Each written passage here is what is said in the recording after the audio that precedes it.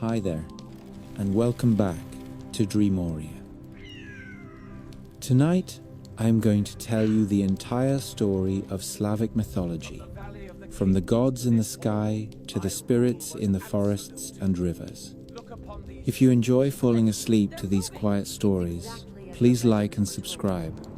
It is the easiest way to support the channel, and it helps more sleepy listeners find us. If you feel like sharing, you can always tell us in the comments, where in the world are you listening from, and what time is it for you? Thank you for being here, and for choosing to spend this part of the night in our little corner of the world. Now, let us begin. Here is your pizza.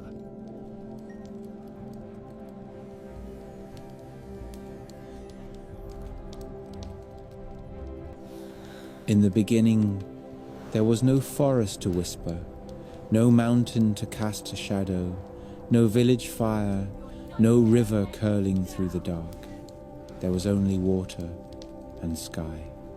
The water had no shore and no bottom, a heavy black ocean that went on forever. Above it, the sky was an empty vault without a single star to break its smooth, dark face. There was no up or down yet, only the slow heave of the primordial sea, and a silence so complete that even the idea of sound had not been born.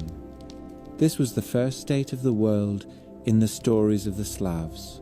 Not nothing at all, but a great, endless something, a cold and unshaped mass waiting for a will strong enough to give it form. From that stillness something stirred. It was not a flash or a roar. It began as a breath in the darkness, a thought that had no words yet but wanted very badly to be spoken. The storytellers say that above the water, in that lightless sky, a presence awoke and became aware of itself.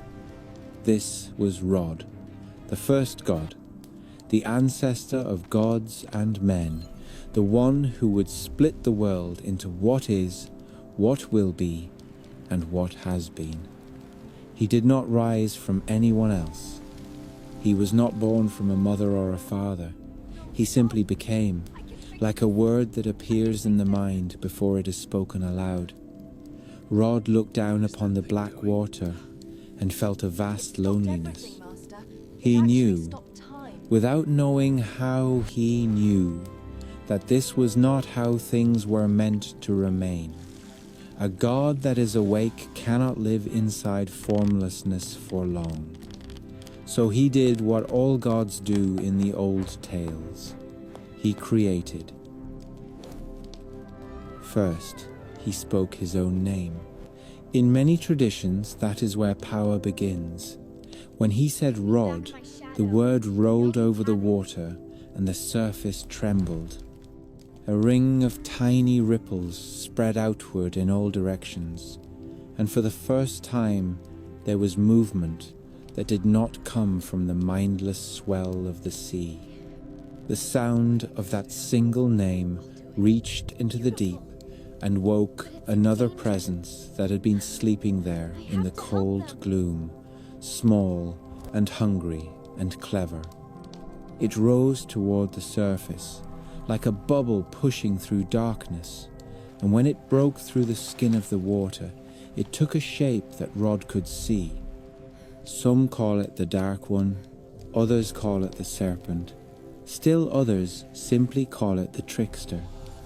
The stories never fully agree on his true name, and perhaps that is fitting for a being who slips so easily between forms. Rod watched as this second spirit pulled itself out of the water and shaped itself into something almost like a man, though its eyes were too bright and its smile a little too wide. It clung to the side of a small boat that had not existed a heartbeat earlier, a narrow craft of pale wood that now bobbed on the vast black sea. Whether Rod made the boat or the trickster made it, no one ever quite says. The important thing is that suddenly there was a place to stand, a little island of order in the middle of the endless, and two beings who knew that they were separate from the ocean beneath them and the sky above. They sat together in that fragile boat, Rod and the dark companion, as the endless water swayed around them. For a time they were silent, each measuring the other. It was the trickster who spoke first. The stories describe him as smiling, teeth white in the gloom, voice soft as the lap of water against wood. He asked Rod why he had called himself into being if he intended to sit forever in a boat on an empty sea. It was an insolent question. Gods are not often asked why they exist, yet Rod did not strike him for it. He looked at the black water and at the blank sky, and he admitted that he desired more. He wanted land under his feet, stars above his head, a place where things could live and die and change. It is a dangerous thing when a creator admits his longing. Creation tends to follow. The trickster leaned closer and confided a secret that was not yet a secret, because nothing had happened enough times for experience to exist. He claimed that he knew how to make land appear. Rod listened. The plan was simple, as the greatest tools often are. Somewhere deep beneath the surface of the endless sea lay the raw material of the world, the sand that could become earth if someone carried it up. Rod was the first, but he was not yet skilled in such work. The clever spirit offered to dive down for him. Rod agreed, because even gods, at the beginning of all things, sometimes trust what they should not.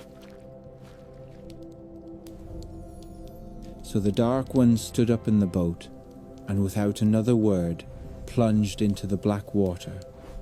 The sea closed over his head. He sank down and down, where the pressure crushed and the cold grew sharp as knives, until he reached the bottom no one had ever seen before. There, the stories say, he found not a blank emptiness, but a bed of fine sand, bright and heavy and full of power. He scooped up a handful of it, and thought a thought that would mean nothing to anyone, but everything to him. If he brought it all back, the world would belong to Rod. If he kept a little hidden, there might one day be a corner of creation that was his alone. That is how it always begins with tricksters and devils in Slavic tales. Not with outright rebellion, but with a secret handful of something tucked away.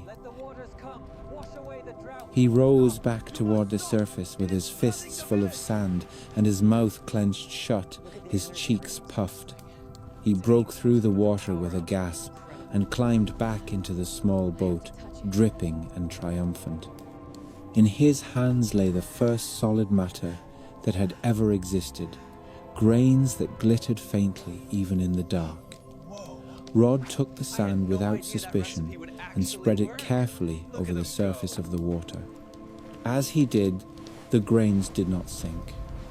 They floated, then they thickened, then they knit together and grew. Before the boat, the first patch of land appeared, small but firm, an island in the endless sea. The hull scraped against it as the wave lifted them, and suddenly the boat ran aground. Rod stepped out and felt the new earth under his bare feet, rough and real. The first ground had been made. The clever spirit stepped out beside him, his face still strained as he held something in his mouth. No story says exactly how much sand he hid there. Some say just a pinch. Some say a whole mouthful stacked against his teeth like a smuggled treasure. It does not matter. What matters is that the betrayal had already begun. Rod, pleased with their work, lay down on the tiny patch of earth to rest. It had been a long labor, creating oneself and a companion and a first island in a single beginning. The god closed his eyes and slept, his head near one edge of the land and his feet near the other. The trickster watched him for a while, his tongue pushing against the grains of hidden sand, and something dark and eager grew inside him. He thought, if I push him off, this land will be mine alone. So he placed his shoulder against Rod and tried to roll him into the sea. But the moment he heaved, the island did not tilt or break. Instead, the edge that would have sunk stretched out. The land lengthened. What had been a narrow strip grew in that direction, pushing like a tongue into the black water. The trickster stumbled, surprised. He tried again from another angle, bracing his feet and shoving with all his strength against the sleeping god. Once more the island did not give. It expanded. It grew outward in a new direction, swelling and hardening, adding hills and ridges where there had been only flatness. It was as if every effort to be rid of Rod only gave him more room to lie upon. If you imagine the world as a circle on a map, this is the moment the storytellers point to when they explain why the land has corners, why there are long stretches of plains in one place and mountain chains in another. The Dark One tried again and again to overturn the Creator, and each attempt pushed the edges of the island farther outward, creating north and south, east and west. Where he strained the hardest, the sand clumped and rose into ranges of stone. Where his strength faltered, the world spread thin and flat. In his mouth the hidden sand rubbed his gums raw, but he did not spit it out. Greed and envy held it there, the first unclean thoughts in a newborn cosmos. When Rod finally woke, he did not rise on a little island. He stood up on a broad stretch of land that reached farther than his eye could see, still bordered on all sides by the old Black Sea, but now already showing the curves of valleys and the bare bones of future mountains. He understood at once that something had happened while he slept. Gods who create are sensitive to shape. He also understood what his companion had tried to do. A creator can be patient, but there is a line even a patient god will not see crossed without anger. Rod looked at the trickster, saw the grains of stolen sand clinging to his lips, and knew that he was dealing not with a loyal helper, but with a rival already dreaming of his own kingdom. There are different versions of what happened next. Some say Rod spoke, and the words themselves were heavier than stone, pressing the betrayer down. Others say he stretched out his hand and lightning appeared for the first time, white and fierce, lancing from the empty sky to the earth. The bolt struck the Dark One and hurled him from the surface, burning away his false human shape and revealing something older beneath, something scaled and coiled and full of hunger. He slipped into a crack that opened in the newborn ground and fell back toward the depths, not into water this time, but into a dark space beneath the land, a hollow realm that had not existed until the moment he needed somewhere to fall to. In that way, by punishment, the underworld was created. Rod stood at the edge of the new chasm and peered down. He did not see the Dark One, but he felt his presence below, sulking and plotting. The god understood that the world he had made could not be made empty of darkness. He could hurl a traitor down, but the traitor would still exist somewhere, forever pushing up from beneath. That was when Rod separated what had been one flat realm into three. Above him he raised the sky higher, turning the empty vault into the shining world of divine law and order. This he called Prav, the realm where the will of the gods would be clear and unbroken. Beneath his feet he fixed the middle realm, the world of things that could be seen and touched, of rivers and stones and living beings. This he called Yav, the realm of what is. And below, where the Dark One fell, where shadows pooled and strange roots reached down into unseen soil, he recognized the realm of what is hidden, of the dead and the not yet born. This was Nav, the underworld, a place he did not love but accepted as part of the whole. With that simple act of naming, the cosmos took on its structure. The sky above, the world in the middle, the deep dark below. The boat that had once floated on the endless sea was now stranded on a firm shore. The sea itself was no longer endless. It lapped against coasts and gathered into basins that would one day be called lakes and oceans. Rod walked the length and breadth of the land, his bare feet leaving marks that settled into the first riverbeds.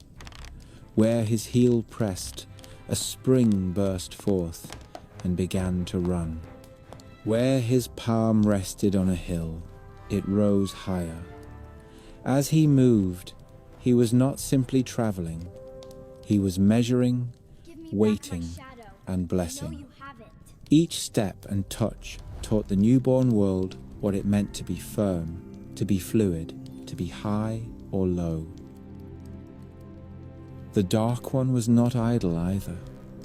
In the realm below, he explored caverns and hollows, claiming them as his own. He discovered that the sand he had hidden in his mouth had changed. It was no longer willing to float on water and rise to the surface. It had become heavier and more stubborn, rich and dark. He spat it out and watched it pile up in heaps of glistening black soil, veins of precious ore, pockets of shining crystals. These would become his treasures, hidden away under the feet of men and gods. He could not rule the wide world of Yav as he had dreamed, but he could become lord of everything buried, everything forgotten, everything that lived in shadow. He had fallen, but in falling he had found a different kind of power. Rod knew that leaving him there meant trouble in the ages ahead. Light and dark rarely rest quietly side by side. But he also knew that without shadow, light is blinding and thin. A world with only one force is a world that cracks. So he did not seal Nav completely. Instead, he grew a great axis through all three realms, a living pillar that would touch sky and earth and underworld alike. Some call it a mountain that reaches up into the clouds. Others describe it as a vast tree, its crown in Prav, its trunk in Yav, its roots drinking from Nav. In later tales, this would be the place where the thunder god sits and the serpent god coils. But at this first moment, it was simply the backbone of the world, a way for forces to move and speak to each other without tearing the universe apart. Once the three realms were fixed and connected, Rod turned his attention back to the sky. It still lay empty, a roof without any pattern. He lifted his hands and scattered sparks from his fingers, and they flew upward and stayed there, becoming the first stars. They did not yet move in careful paths. They were more like campfires, seen from far away, reminders that even in the highest darkness there could be points of warmth and light. Looking up at them, Rod felt a kind of satisfaction that even gods rarely taste. He had taken a flat, endless sea and turned it into a world with shape and difference, with above and below, east and west. It was still silent, but it was no longer empty. A young Hispanic female stargazer. Down on the surface, the air changed. Before, there had been nothing between water and sky. Now there was a breathable space, a soft and invisible substance that could carry sound and scent. Rod inhaled it and exhaled it, and with each breath the air learned to move. The first wind stirred, gentle at first, then stronger, sweeping over the new-formed hills and plains. They carved the edges of rocks and combed the faces of cliffs that had only just come into being. Later generations would personify these winds as their own deity, a grandfather of breezes and storms, but for now they were simply the breath of a lonely god. Rod did not remain alone for long. The act of creation had stirred something in him that could not be quieted. The more he shaped the world, the more images rose in his mind of other beings who could share the work. He imagined a god who would tend the sky fire, another who would ride the winds, another who would protect the moist earth and the work of human hands that would someday rise upon it. The names had not yet been spoken. Perun, Veles, Mokosh, Svarog, all were still like silhouettes behind a curtain, clear enough in outline that a god could see them, not yet clear enough that anyone else could call upon them. Rod knew that the world he had made would need caretakers, watchers, rulers, guardians, tricksters, lovers. No single being can hold every role without breaking. So he walked the length of Yav one more time, listening. In the curl of a new river, he heard the laughter of a future water spirit. In the stillness of a forest that had not yet grown, he felt the patience of a god who would one day govern roots and leaves. In the empty sky, he foresaw thunder that would one day split it open. Even in the underworld, in the sullen quiet where his betrayer lurked, he sensed the possibility of something more complex than mere malice, a necessary pull downward that would balance the striving upward of life. These were the raw thoughts from which the later pantheon would be formed. Night and day did not yet exist. There was only Rod working and resting, and the black water now parceled into seas and lakes, and the stars pricking the sky whenever he wished to look upon them. Time itself was still soft. It did not flow in a tidy river, but gathered in pools and eddies around each creative act. In that softness, it is hard to say how long the first god walked the half-finished world before speaking the names of his children. The stories gloss over this because there are no human witnesses to report it, only the memory of the land itself, and land speaks slowly. What the tales agree on is that there came a moment when the world was ready to hold more than one mind. The sea had its basins, the sky had its fire seeds, the underworld had its coiled lord in the dark. The great tree or mountain stood with its roots deep and its crown high, binding everything together.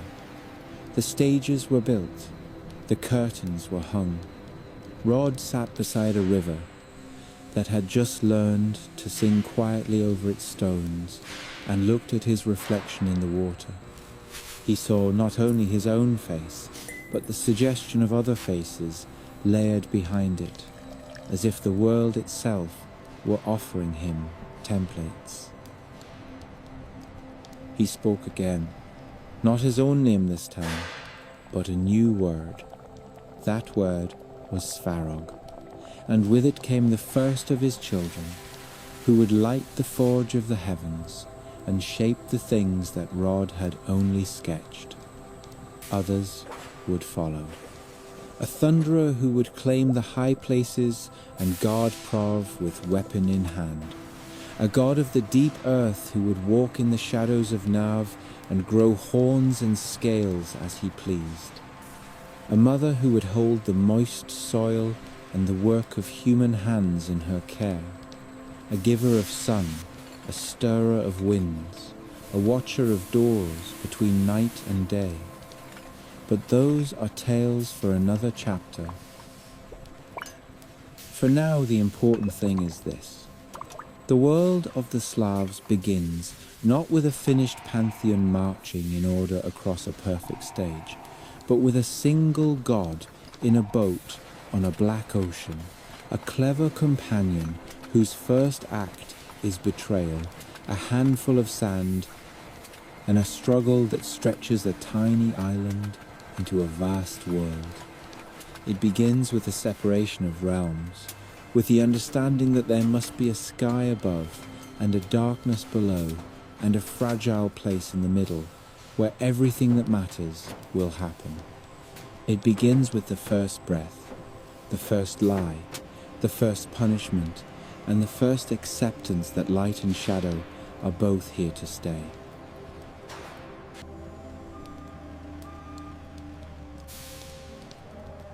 When Rod spoke the new name into the world, the air itself shuddered.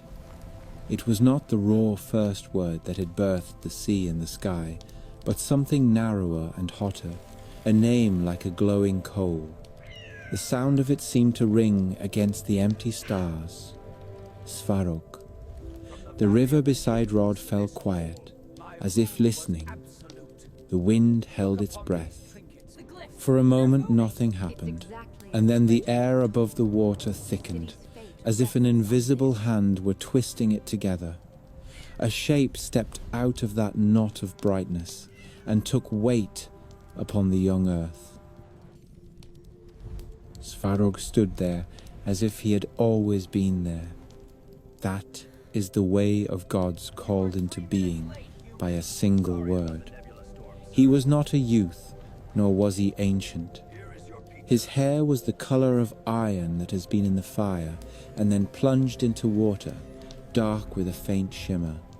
His hands were large, with long, clever fingers that already seemed to remember the weight of tools he had never held. When he breathed, the air smelled faintly of coal smoke and hot stone. In his eyes there was a steady, practical light. This was no distant dreamer like Rod had been at the beginning. This was a maker. Rod watched him with the complicated gaze of a father who has suddenly called a grown child into the room. There was pride in that look and a thin thread of unease. The first god had shaped land and sky with bare will and stolen sand. Svarog would do his work differently. This was a god who needed resistance, something to strike and bend and break and make anew. Where Rod saw the whole world at once, Svarog saw details. He looked up at the cold stars scattered like careless sparks and frowned. They were pretty, yes, but they were too small, too far, too weak to warm the land below. He looked at the rivers and the empty valleys, waiting for life, and shook his head. There was no fire in this world yet, not the right kind. Without it, nothing would ripen, Nothing would cook, nothing would be forged. The first thing Svarog did was search for stone. He walked, while Rod watched, to the place where the world tree or world mountain rose from the new ground. Its lower slopes were naked rock, still showing the marks of Rod's hands, rough and raw. Svarog knelt and touched the stone. He pressed his palm against it until a faint glow began to spread from his skin into the mountain.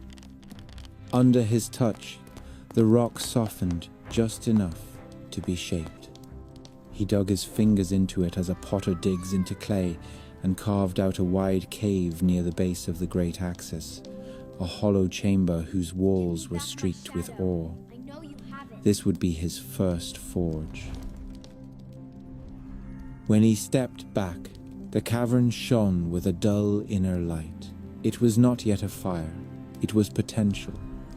Svarog gathered fallen branches and laid them in the center of the stone floor. He spoke a few soft words that no one but he and Rod heard, and with those words he called down one of the stray sparks that still wandered in the sky from the moment Rod had scattered them. It fell like a tiny star, landed among the wood, and caught. Flame rose. Not the cold lightning of punishment that had hurled the Dark One into Nav, but a warm, living fire that clung to the sticks and ate them with a crackle and a sigh. This was the first hearth. Rod felt the heat on his face and understood that the world had changed again. Fire had appeared in it as friend, not just as weapon. In the chapters to come, men would gather around such flames and tell these stories, but for now, the fire belonged to Svarog alone. He studied it with the patience of a master who has found his true material. He fed it, coaxed it higher, then tamed it back down, learning its moods. When he was satisfied, he reached into the stone of the mountain itself and drew out veins of glowing metal, red and gold and white, like the blood and bones of the very earth. He laid those on the fire, and they softened and ran. With his bare hands he shaped the molten stuff into the first tools. Out of that glowing metal, Svarog made a hammer that fit his grip so well it looked like an extension of his arm. He fashioned tongs that could hold anything without burning. He made an anvil, a block of impossibly dense stone that fell from his hand onto the floor with a sound like the end of the world. The impact shook the mountain and sent tremors up the trunk of the world tree. In the sky, the newborn stars trembled and rang in answer.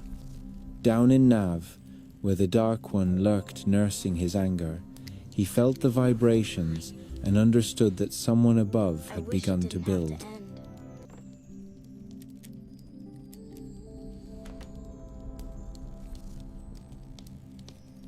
Now that he had a proper forge, Svarog began to work in earnest. The heat grew fierce, roaring like a trapped beast in the cave, but he did not flinch. He raised the hammer and brought it down on the metal again and again, each strike sending showers of sparks into the air. Some of those sparks fled out through the mouth of the cavern and shot up into the sky, where they hung and cooled and became fixed lights. Thousands of them. In later ages, people would look up and tell each other that the Milky Way was the trail of sparks from Svarog's forge, frozen on the roof of the world. Out of the larger pieces of metal, he shaped more than tools. He was the first to imagine that the sky itself could be a crafted thing. He took a vast sheet of glowing white gold and beat it into a great disk. With careful blows he domed that disk, and thickened its center until it looked like a shield large enough for a god, polished and radiant. He quenched it in water drawn from the deepest river, and when he lifted it again it burned with its own light, not the pale light of the stars, but a fierce golden blaze. This was the first sun. It needed a bearer. Svarog carried the sun disk up out of his forge and into the open air. Rod watched him climb the flank of the world mountain, that burning thing held in his hands like a newborn. When he reached the first plateau, he called out to his father and to the still forming wind. His voice rolled out over the empty land like distant thunder, though thunder as yet had no owner. He cried that the world would be cold and dead, without a great fire in the sky, but a fire that sat still in one place would scorch one side of the earth and leave the other in darkness. The sun must move. It must ride. Rod listened and nodded. He knew this too. He had not yet imagined the mechanism. That was why he had called Svarog into being. The smith took the sun and set it in a great chariot that he forged that very day, a wheel-bound frame of metal and light. He made horses for it as well, not beasts of flesh, but forms of flame and daylight, their manes bright as noon, their hooves sparks on stone. He needed someone to hold the reins. A different kind of god. One who loved the open sky and the feeling of movement. Svarog went back into his forge, and out of the smaller, brighter fragments of the same metal he had used for the sun, he shaped a new being. This one was slender and radiant, with hair like rays and eyes the color of dawn. When he exhaled, warmth spread through the cavern. The smith named him Dashbog, which means the giving god, for his role would be to pour light and life upon the world. Where Svarog was a maker who preferred the glow of coals and the steady rhythm of the hammer, Dashbog was all motion and grace. He accepted the chariot from his father with an eager smile. The first dawn was a clumsy thing. The horses had never run. The chariot had never rolled. Dashbog climbed aboard and gripped the reins, and for a heartbeat nothing happened, as if even the world itself were too startled to move. Then the horses bolted. The chariot shot forward, dragging the new sun across the sky in a blazing arc. The light that spilled from it struck the land like a blessing and a blow at once.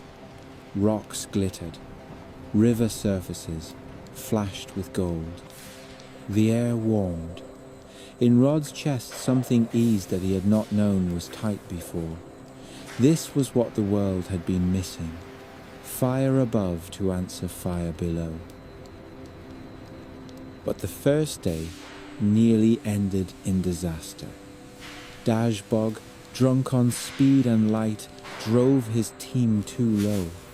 The edges of the world island began to char where the sun came too close. Svarog saw it, and with Rod beside him shouted. The call of the first god and the first smith together reached even that speeding chariot. Dashbog wrestled the reins upward with all his will. The horses reared, and the sun climbed, and the burning path that would later become a steady course jerked and shuddered. The chariot finally slipped behind the western rim of the world, plunging down toward the dark sea, and the light went out. The land screamed at the sudden loss. Everything that had been painted gold turned grey and then black. The river sang a softer song. The wind exhaled the last warmth, and turned cool again. This was the first night. The gods stood on the mountain and looked at one another and at the empty sky. They had discovered by accident that the world needed not only light, but darkness. Creatures that would one day crawl and walk and think would need both. Work and rest. Growth and sleep. Fire and coolness. So the cycle of day and night began, not as a measured clock, but as the aftershock of a misjudged ride.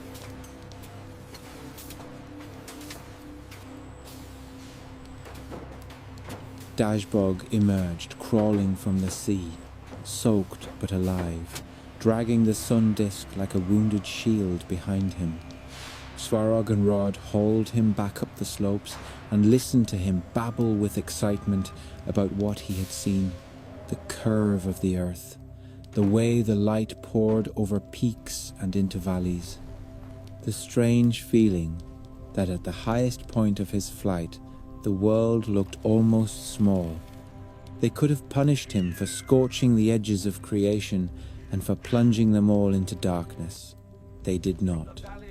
They told him instead to try again the next day, but to trace a more careful path.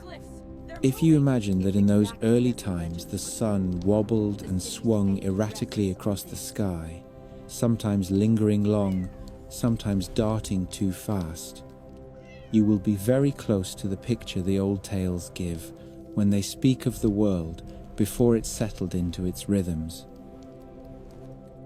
Once Dashbog and his horses had rested, and Svarog had inspected the chariot for cracks, the smith went back to his forge.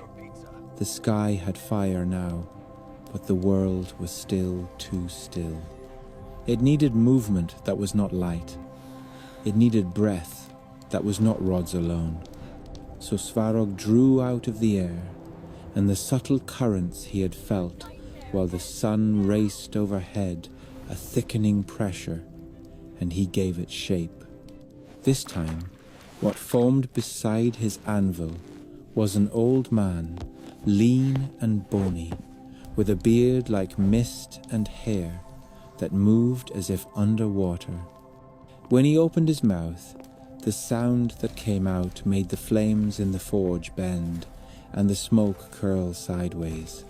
Svarog named him Stribog, grandfather of winds.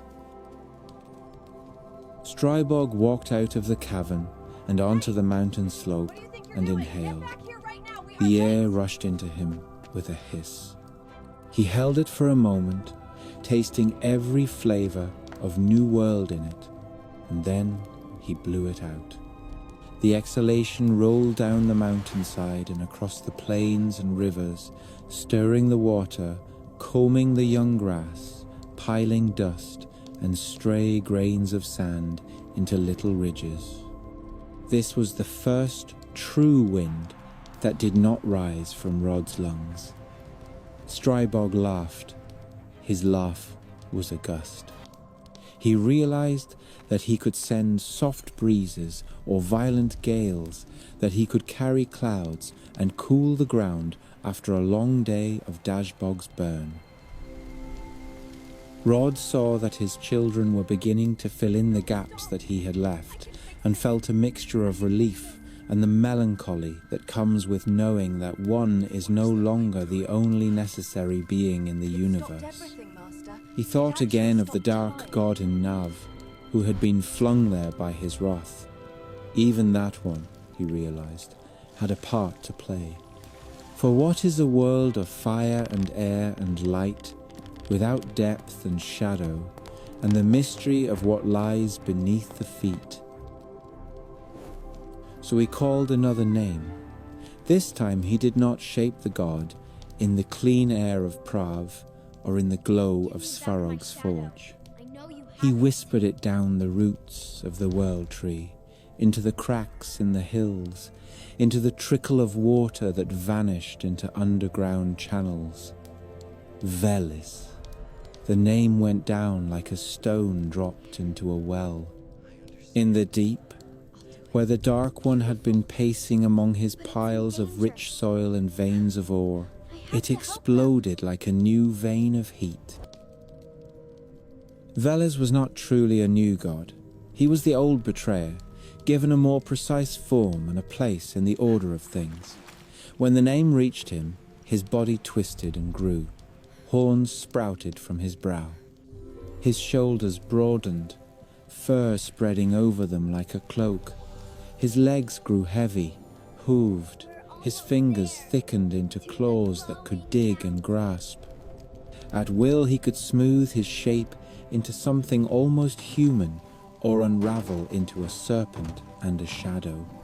He felt the roots of the world tree brushing his back and the weight of the earth above pressing down, and instead of hating it, he smiled a slow, secret smile. This depth was his. The buried riches were his. Creatures that walked the middle realm would look up and praise the thunder god one day, but when they wanted wealth and cattle and hidden knowledge, it would be his name they muttered over cups of ale in the dark. He knew this in his bones. On the surface, Rod and Svarog both felt his answering laugh through the soles of their feet. It was not a comforting sound. Still, Rod did not take the name back. The time when he could unmake things so easily was passing. The more the world filled with beings and roles, the more it began to behave like a living story rather than a set of tools.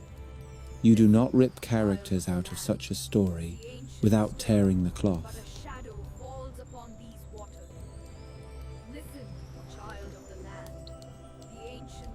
There was one more gap that cried out to be filled.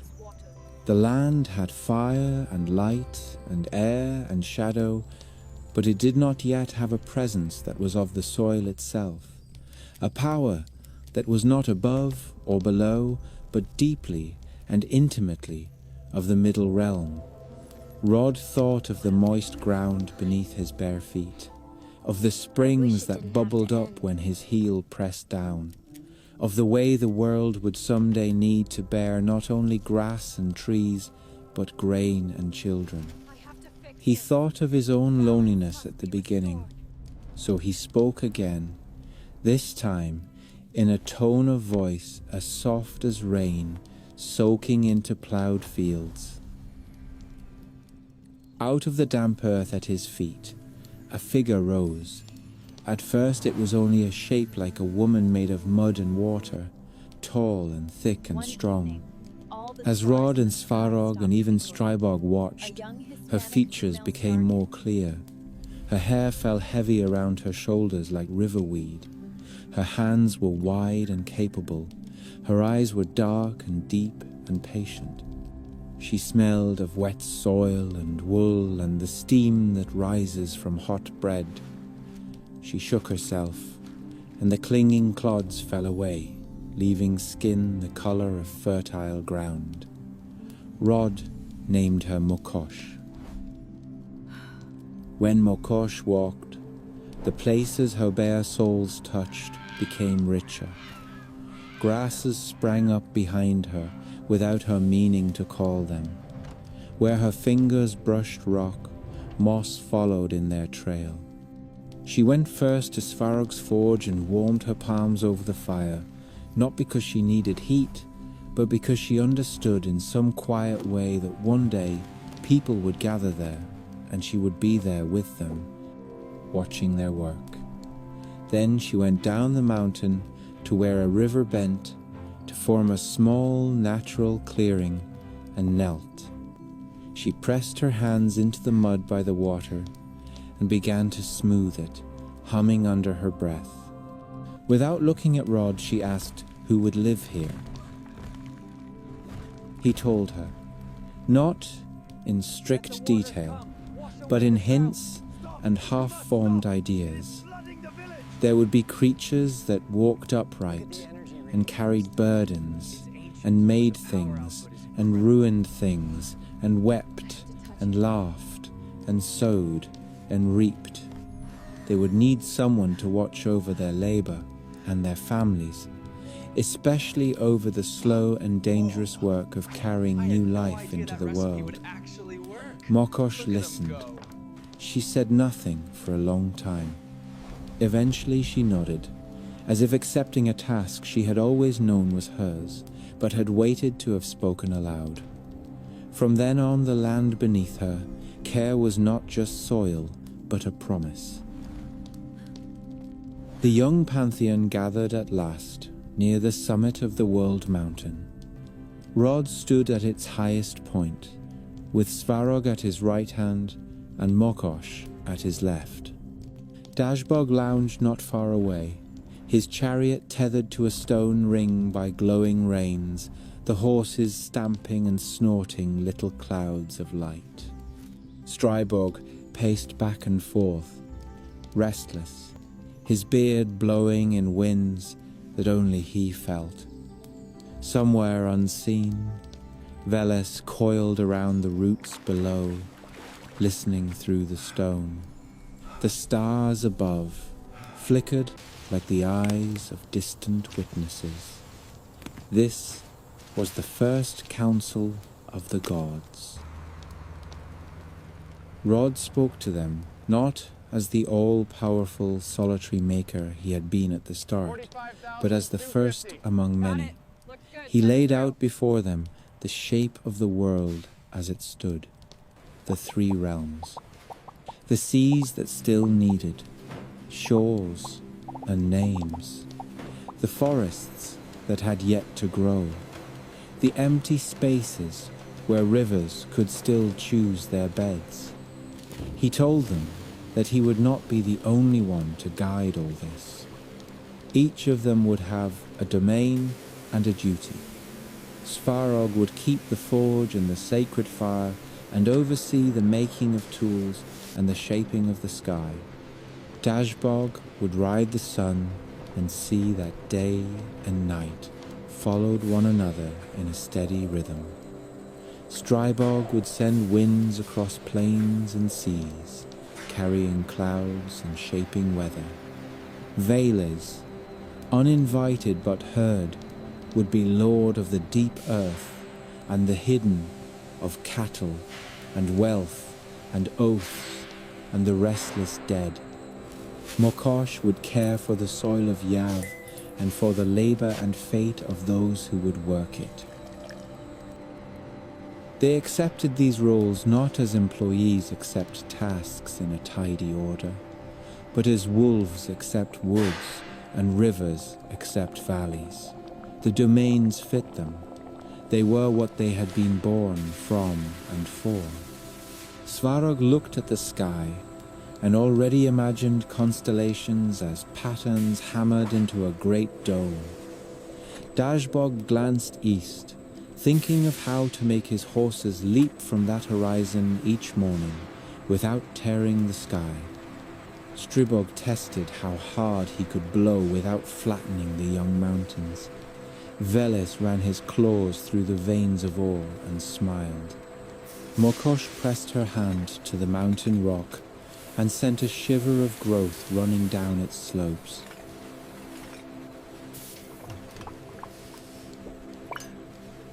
Yet there was one more presence waiting to be named. Rod felt it circling above, a potential that was not yet fixed. It was the taste of metal on the tongue in a storm. It was the tension that builds in the sky before lightning falls. It was justice and fury and the fierce joy of a fight. It was the need for someone to stand at the highest point and shout back at whatever dared threaten the fragile balance of the three realms. Rod drew in a deep breath and spoke one last name that day. Perun. The sky answered, before any form did. A low rumble rolled across the firmament, as if the clouds were clearing their throats. Then a blaze of light split the heavens. It was not the warm light of Dashbog's sun. It was white and searing, a crooked spear of fire that lanced from cloud to mountaintop and struck a huge oak that had just begun to grow there. The tree burst into flame and then stood, blackened and smoking, but unbroken. Out of the smoke stepped a figure. It's exactly as the legends foretold. Perun was tall and broad-shouldered, with hair the color of storm clouds and a beard like dark rain. His eyes were the harsh blue-grey of distant thunderheads. In his fist he held a weapon that looked at first like a hammer, and then like an axe, and then like a stone, as if it could be any of these depending on who was looking and what was needed. The air around him smelled of ozone and wet earth. He planted his feet on the highest rock of the world mountain and looked around at the gathered gods and at the distant line where the sea met the sky. His gaze lingered for a moment on the blackened trunk of the oak he had just struck and then lifted to the clouds, already gathering above him like loyal hounds. Rod saw in him both a son and an answer. The world needed fire from above, and Dazbog gave that. It needed the softer movement of air, and Strybog tended that. It needed the deep shadow, and Veles had claimed that. But it also needed a guardian who would stand in the breach when chaos rose, who would split the sky to remind everyone that there were laws here now, ordained in Prov and carried out in Yav. Perun was that. The other gods greeted him in their ways. Svarog nodded with the respect of one craftsman for another, because he could see in Perun's weapon the same metal he himself had worked, now changed by another hand. Dazbog grinned, sensing in this Stormbringer a fellow lover of the wide sky. Strybog circled him like a curious dog, gusts swirling around the new thunder god and ruffling his hair. Mokosh watched him quietly, calculating what his storms would do to her fields, how his rains would feed her soil, how often his lightning would split her trees. Below, Veles listened and bared his teeth, already thinking of ways to test and taunt this loud newcomer. What is that thing doing? Perun looked down through the rock and root and met that unseen gaze with one of his own. For a heartbeat, the world held two wills in perfect opposition, one above and one below. No one spoke. The first tension between them stretched like a cord. It did not snap that day. It settled into place, ready to be tugged in times to come. The story of their struggle would shape storms and seasons and the way people understood every clash in their own lives. The sun moved. Strybog sent a soft breeze across the mountain. Mokosh crouched and splayed her fingers over the soil, feeling it vibrate with the presence of so many powers. Rod stepped back, not in fear, but in a strange, profound relief. He had called the world into being.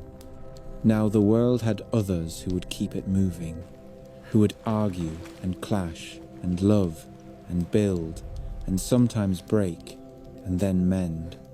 Creation had shifted from being a solitary task to a shared burden. Far below, in the liquid dark of Nav, Veles ran his hand over the flank of some unseen beast of the deep and began to plan. Far above, in the bright chill of Prav, Perun rolled his shoulders and lifted his weapon, testing the weight. Between them lay Yav with its rivers and plains and future forests, its empty villages waiting to be built, its people not yet born. The forge of heaven was lit. The first gods stood in their places. The story was no longer a simple tale of one maker and one betrayer.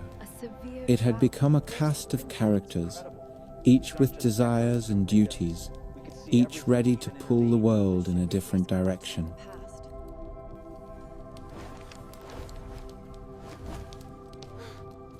In the high places of the world, where the air was thin and sharp, and the clouds moved like great slow herds across the sky, Perun chose his seat.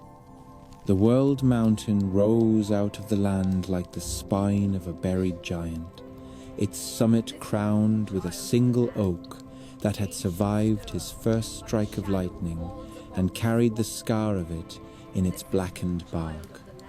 Perun stood beneath that oak, boots planted in the stone, and claimed it without ceremony. He was not a god of long speeches. His very presence felt like a storm held in human form, the restless charge before thunder bursts. Around him, the sky responded. Grey banks of cloud gathered, not as a curtain to block him from sight, but as a cloak that wrapped his shoulders.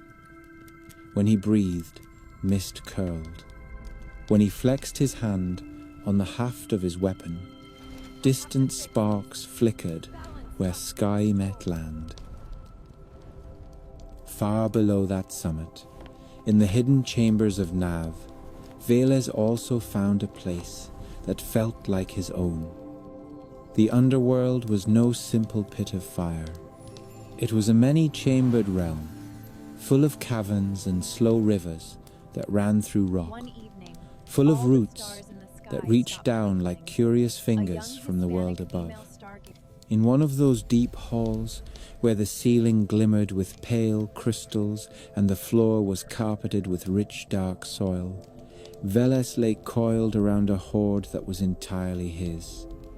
There were veins of copper and silver and gold there, seams of salt, lumps of iron ore, fossil bones turned to stone, skulls that once belonged to beasts and men. Above his hulking animal shape, small lights drifted like will-wisp lanterns. He could feel, always, the weight of the world pressing down from above, could hear through the rock the distant rumble that marked Perun shifting his stance on the mountain, that marked Svarog raising his hammer, that marked Dashbog's chariot beginning its daily climb. He knew he could not sit on the highest peak, but he could own everything beneath it. Between these two seats of power stretched Yav, the visible world of mortals and growing things. It was here that their rivalry would play out. It would be easy to imagine that they simply hated each other, that light despised dark and sky despised depth. The truth in the old stories is more complicated and more interesting. Perun needed something to push against, some resistance that would make his thunder meaningful. Veles needed someone to rage against, some boundary he could test and break and rebuild, so that his realm would never grow stale. Their hatred, if hatred it can be called, was also a kind of dependence. At first there was no war, only wary awareness. Perun spent his days learning the reach of his strength. He hurled bolts of white fire into the empty sky and watched how far they could leap. He slammed his weapon against flat rock and split it, listening to the way the crack sounded as it ran down into the depths. He learned that his favorite tree, the oak on the mountain, did not die from his strikes, but hardened and twisted. Its grain burned into patterns like writing. This was pleasing. He began to watch the young forests that Mokosh coaxed up from the soil, marking out the tallest oaks as his own. He was not a subtle god. He preferred high places that everyone could see. Veles, meanwhile, explored the low and the hidden. He swam through underground lakes where pale fish flickered, and vanished. He moved along the roots of the world tree and felt where they pushed into rivers and ponds in the land above. Wherever water widened, he left a little of himself. Snakes began to appear on muddy banks. Bulls grazed in the dark meadows of Nav and on the pasture lands of Yav when cattle finally came into existence.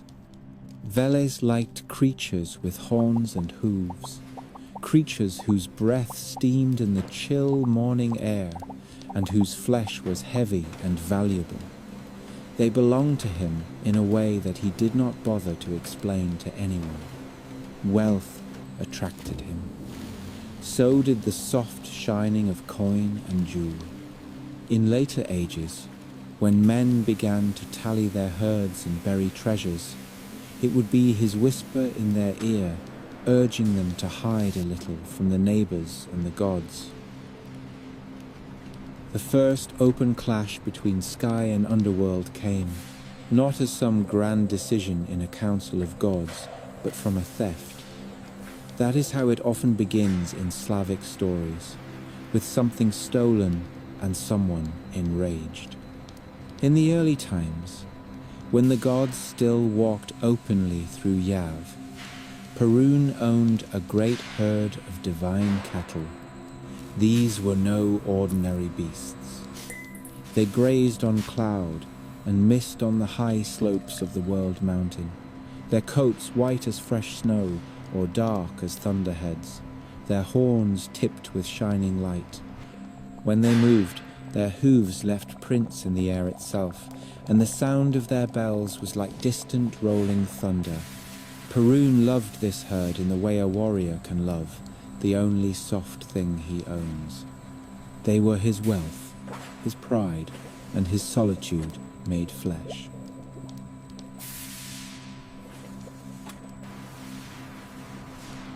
Veles looked up from the shadowed world below and saw them. From where he lay in Nav, the cattle above looked like drifting bright shapes through the stone, moving slowly along the mountain. To a god of the underworld and livestock, this was a temptation almost too perfect. He told himself that Perun had more than he needed, that the sky god cared more for the flash of lightning and the crash of battle than for the slow, quiet work of tending herds. It would not truly hurt anyone if a few of those shining cattle came down to graze in the rich meadows of the underworld. He could take them, the world would not end. Besides, he added, as tricksters always do, it would be amusing to see the proud Thunder, Lord Thunder, with something other than self-importance for once. So Veles began to climb. He did not do it in his full, horned and furred shape. That would have drawn Perun's eye at once. Instead, he took the form of a serpent, long and sinuous, his scales slick as wet clay. He slithered up the roots of the world tree, coiled through cracks in the mountainside, and emerged at last among the high meadows where the sky cattle grazed. The air there was thin and electric. His tongue tasted the charge of Perun's presence like salt. The herd snorted and shifted, uneasy, but they did not flee. Perhaps they had never seen such a serpent before. Perhaps they did not understand yet that the underworld had teeth. In some tellings of the story, Veles steals the cattle themselves, thick-necked and snorting, driving them with soft hisses toward the cracks in the rock that lead back down. In others, he steals something even more precious, one of Perun's children, or even the Thunderer's radiant wife, leading them away with honeyed words and illusions.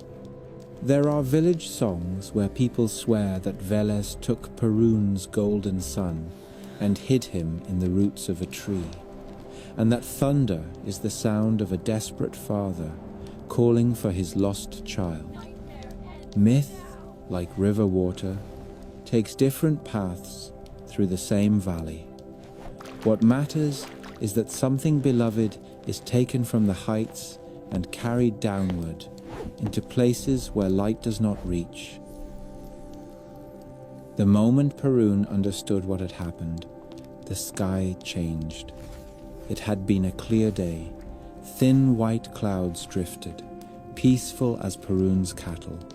Then they stopped drifting and began to gather. The blue of the sky darkened, as if a bruise spread across its face. Birds went quiet. On the mountain, the oak trembled and dropped a shower of leaves. Perun himself felt something in his chest that was not the calm readiness of a warrior, nor the steady attention of a guardian. It was a hot, cold spike of outrage that turned almost at once into resolve. His hand closed on his weapon. He did not call a council. He did not send a messenger. He strode toward the edge of the summit and looked down into the world. From that height his eyes were like fire. They saw the path the serpent had taken, even though Veles had been careful, even though he had hidden among roots and stones and the nesting places of small birds. Perun saw the faint shimmer where his cows had passed, or where the stolen child had been dragged. He saw how the trail slipped into a cleft in the rock and vanished there, going down, down, down. He understood at once who was responsible. Veles. The name tasted bitter in his mouth. When he raised his arm, the clouds answered. The first bolt of true thunderfire flew from his hand and struck the mountainside. Rock exploded. Trees splintered. A shower of blazing fragments rained down into the valley below. Men and women were not there to see it yet, but spirits were. Leshy, the guardians of the forest, watched from thickets that had only just grown. The river sprites known later as Rusalki peered up through crystal pools and saw the sky itself opening in fury. Even Makosh felt it in her bones as she worked in the lowlands, her fingers pressing seeds into damp soil. She paused and looked up, eyes narrowing. This was not Svarog's forge fire. This was something wilder. Veles, with his stolen wealth pushing at his back, felt the strike too. The shock of it ran through the mountain and into his body where it hugged the rock. He cursed softly, not in fear, but in annoyance. Perun was quicker to anger than he had hoped. He hurried his steps, slithering deeper. The path narrowed and widened again. Water dripped from the roof of the tunnel, cold and mineral. The stolen cattle lowed in panic, their bellies scraping the stone. The stolen child, if you prefer that version, clung to his pale neck, eyes wide in the dark.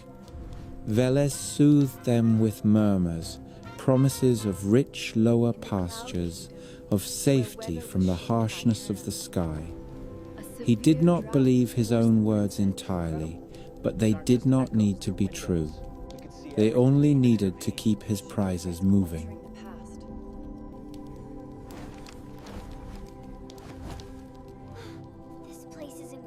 Above, Perun began the hunt in earnest. If you imagine the sky as a great uneven shield, then each thunderbolt is a blow of his axe upon it. Where he strikes, the charge runs down into the world. He followed the path of his stolen things, the way a hound follows scent, not with nose, but with an instinct for imbalance. Wherever Veles had passed, something small was out of place. A stone was turned. A puddle was stirred. A young tree leaned in the wrong direction.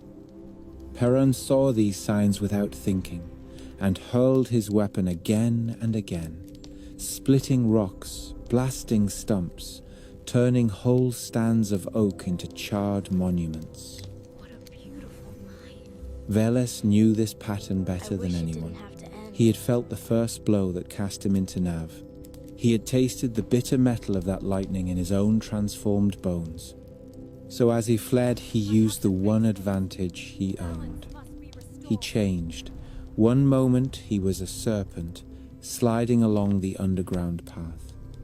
The next he was a great horned bull, crashing through a hidden cavern and taking a completely different route among the pillars of stone.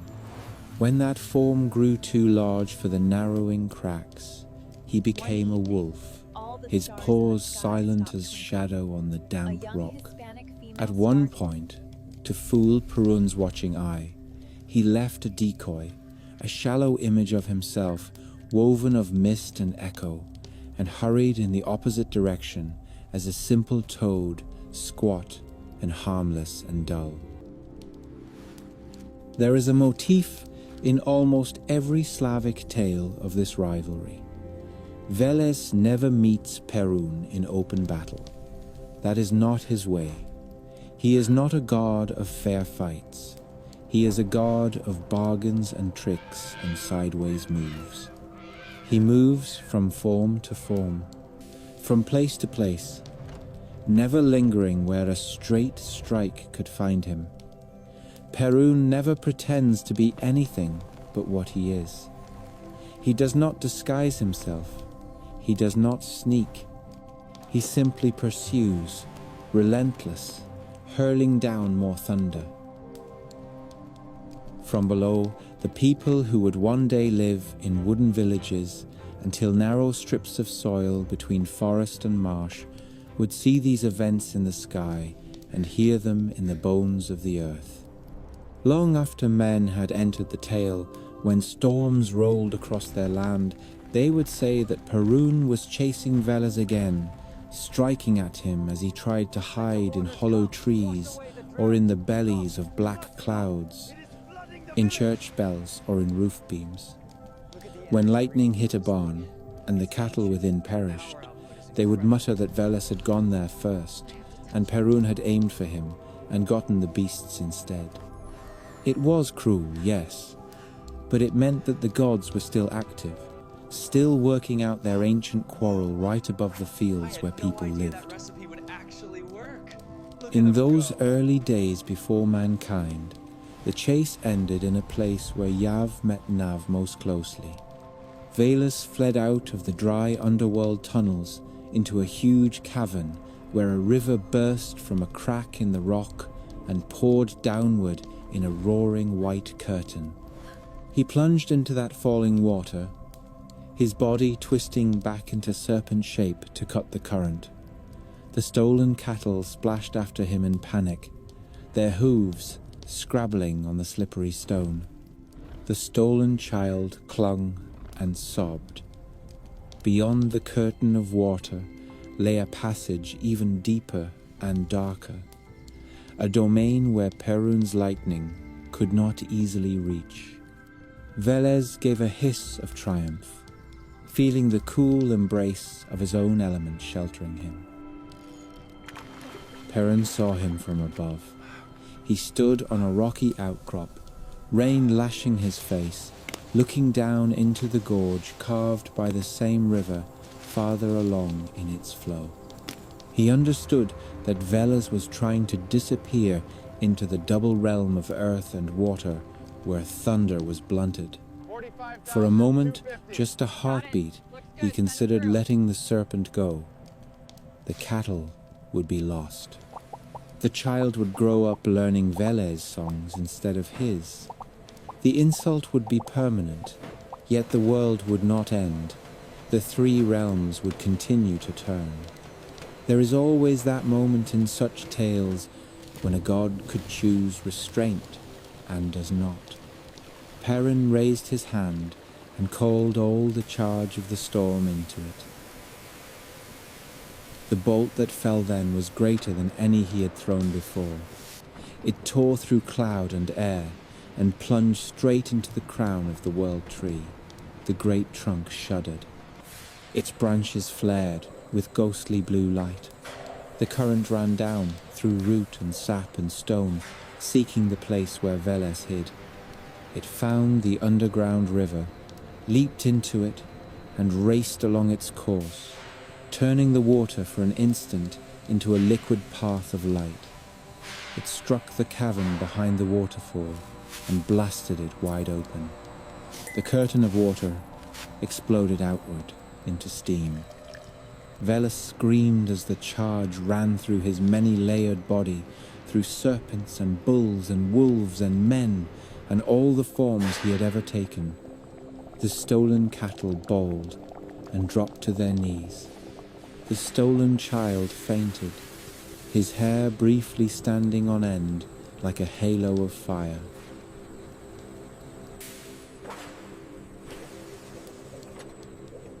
When the light cleared and the water crashed down again, the cavern had changed. Its walls were fused into glass in some places. Its floor was cracked and pitted. Veles lay half in and half out of the pool, smoke rising from his nostrils. For a moment he seemed as lifeless as stone. Then he moved, slowly, very slowly, and pulled himself fully back into Nav, dragging what he could of his horde with him. He had not been killed. Perun's power was great, but it could not erase a force so deeply woven into the fabric of the world. It could only drive it back. Perun climbed down into the ravaged gorge, not as a slender youth with a shining chariot, but as a grim warrior, his beard soaked, his cloak torn by the wind. He gathered his lost cattle, soothed them with heavy hands, and led them back toward the slopes of the World Mountain. If a child or a wife had been taken, he lifted that fragile body in his arms and carried it upward, his jaw set. Behind him the river foamed, still carrying echoes of the thunderbolt. Above him, the storm began slowly to thin. Somewhere far away, Strybog turned his head and sent a softer wind to blow the darkest clouds apart. The hunt was over for the moment. What remained was not peace. It was a pattern. Perun knew now, with the certainty of experience, that Veles would always covet what was high and bright. Veles knew now, with the lingering ache of burned flesh, that Perun would always answer his thefts with violence. Neither was willing to change. So the world settled into the uneasy rhythm of their rivalry. Every year there would be droughts when Veles would hoard the waters, pulling them into his secret channels deep below, fattening his cattle in the dark while the fields above cracked and begged for rain. And every year there would be storms when Perun would ride the sky and drive the water out of the underworld, hurling bolts that shattered tree and hill and sometimes homes, in order to restore the balance and let the rain fall. When people finally did appear in the story, when the first Slavic tribes cleared small spaces in the forests and built their fenced villages and set up wooden idols on hills, they inherited this ancient quarrel already in progress. They did not see the first theft of cattle. They did not see the cavern blasted into glass. They saw only the sky splitting and the earth shaking, and felt, deep in their ancestral memory, that this was more than mere weather. So they built temples to Perun on high hills, near old oaks that had scars of fire on their trunks. They carved him with a beard and a weapon, surrounded by horses and doves and armed retainers.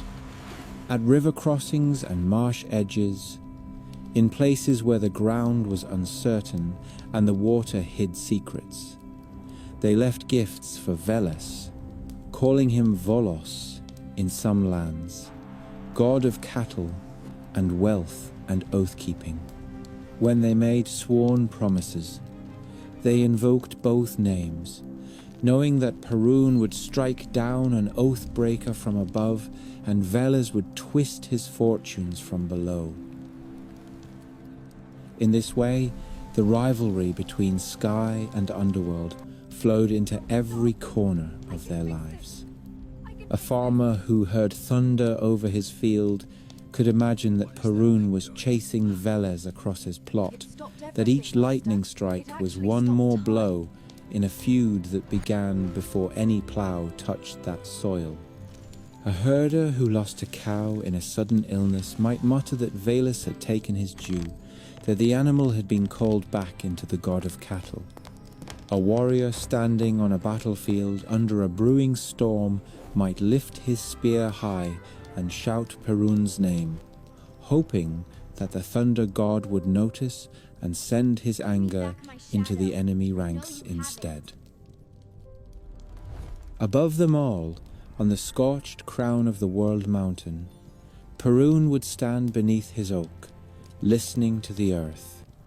Below them all, in the rich silent halls of Nav, Veles would coil among his treasures, listening to the same vibrations from the other side. Between them lay Yav, with its forests full of leshy, its rivers haunted by rusalki, its houses watched by small spirits crouched behind stoves. The world was no longer a neutral stage. It was a field of tension stretched between two immense and opposing wills. We're almost there. When the thunder of Perun and the low grumble of Veles had settled into their uneasy rhythm, when storms no longer tore the world apart, but instead rolled across it like great breathing beasts that came and went with the seasons, the sky itself began to grow more intricate. At first it had been only a vault of blue in the day and a black roof pricked with careless sparks at night, a stage for Dashbog's fiery flight and little more. Now, under the slow, patient attention of the gods, it became crowded with purpose. The Slavs who would one day look up from their fields and forests would not see an empty ceiling above their heads. They would see a living court, an ever-turning procession of bright beings who watched, guarded, judged, and sometimes played cruel or tender games with the world below. Please, Sir Traveler, help us. Dashbog himself was the first to feel the need for order. After the early wild days when his chariot had wobbled and lurched, when sometimes the sun hung too long over the world and sometimes plunged too quickly, he learned the path that suited the land. He rose in the east, climbed toward the zenith, and sank into the west along a curve that his horses could remember. The gods measured the length of that journey and called it a day. Svarog, who loved structure the way a smith loves a good pattern in metal, set marks along that invisible road. He forged faint lines of force that only the heavenly beings could see, guide rails of light that kept Dashbog from straying too high or low. The sun god, restless by nature, grumbled at being so guided, but the world beneath him sighed with relief. Crops cannot ripen in chaos. Rivers cannot find their way to the sea if half the year is boiled to steam and the other half frozen under a sun that sulks behind the hills. One evening, Yet even all with the the path stars in the fixed, sky stopped Dashbog's work A was young lonely. Hispanic female star Each morning he rose from the far eastern sea, where he spent the night in a palace of red gold at the edge of the world, and each evening he drove, exhausted, into the dark waters of the west, trading the sky for a road through the underworld so that he could return unseen to his starting point. The journey through that western gloom where Nav and the surface world nearly touched was perilous. Unseen things clawed at the wheels of his chariot. Shadowy hands reached out to pluck a ray from the sun disk to dim it forever. In the early days, he fought his way through alone, teeth gritted, horses foaming, his only company the hiss of the dark water and the low murmur of Veles, who enjoyed having the giver of light pass so close to his realm. It was Rod who finally decided that a guardian would be needed, or perhaps it was Dashbog himself who begged for a companion. Either way, the answer came in the form of a star. The Slavic peoples had many names for dawn, but one of the most ancient is Zoria, the Shining. When Rod spoke that name for the first time, it fell not on earth or in water, but into the thin air at the very margin of night and day. There, where the black of the sky was already just starting to soften, a figure rose as if she were being breathed out of the darkness by the approaching light. At first, she was only a brightness, a single star that burned more fiercely than its fellows. Then she unfolded like a flower. She was young, slender, and tall, with hair the color of the very first ray that breaks over a horizon, and eyes that held the faint pallor of the morning sky before it is dyed blue. The eastern breeze took hold of her long robe and turned it into a little banner of pale gold. The gods looked at her and knew that the face of dawn would never again be just light. It would be a person, and a person could watch, could speak, could care. This was Zoria Utrenyaya, the morning star, the first of the star maidens. Her home would be at the gate of the eastern sky, at the place where the road of Dashbog's chariot rose from the underworld sea and climbed into the view of the world. No one had realized there was a gate there until she appeared beside it, slender hands resting on its invisible bars. Her task was simple and enormous. Each morning she was to awaken the gate, unlock it with a gesture, and swing it wide so that Dashbog could ride through. More than that, she was to look upon the face of the returning sun god after his night passage and see if there were marks on him that did not belong to him. A scratch from some underworld beast. A missing spark that might hint that something had been stolen. A weariness that came from more than the simple toil of a god doing his duty. If she saw any of these things, she was to warn him, and to call, if need be, upon Perun or Svarog or even Rod himself. In that way, the first line of defense against the darkness below was not thunder or fire, but the quiet, watchful gaze of a maiden who greeted the day.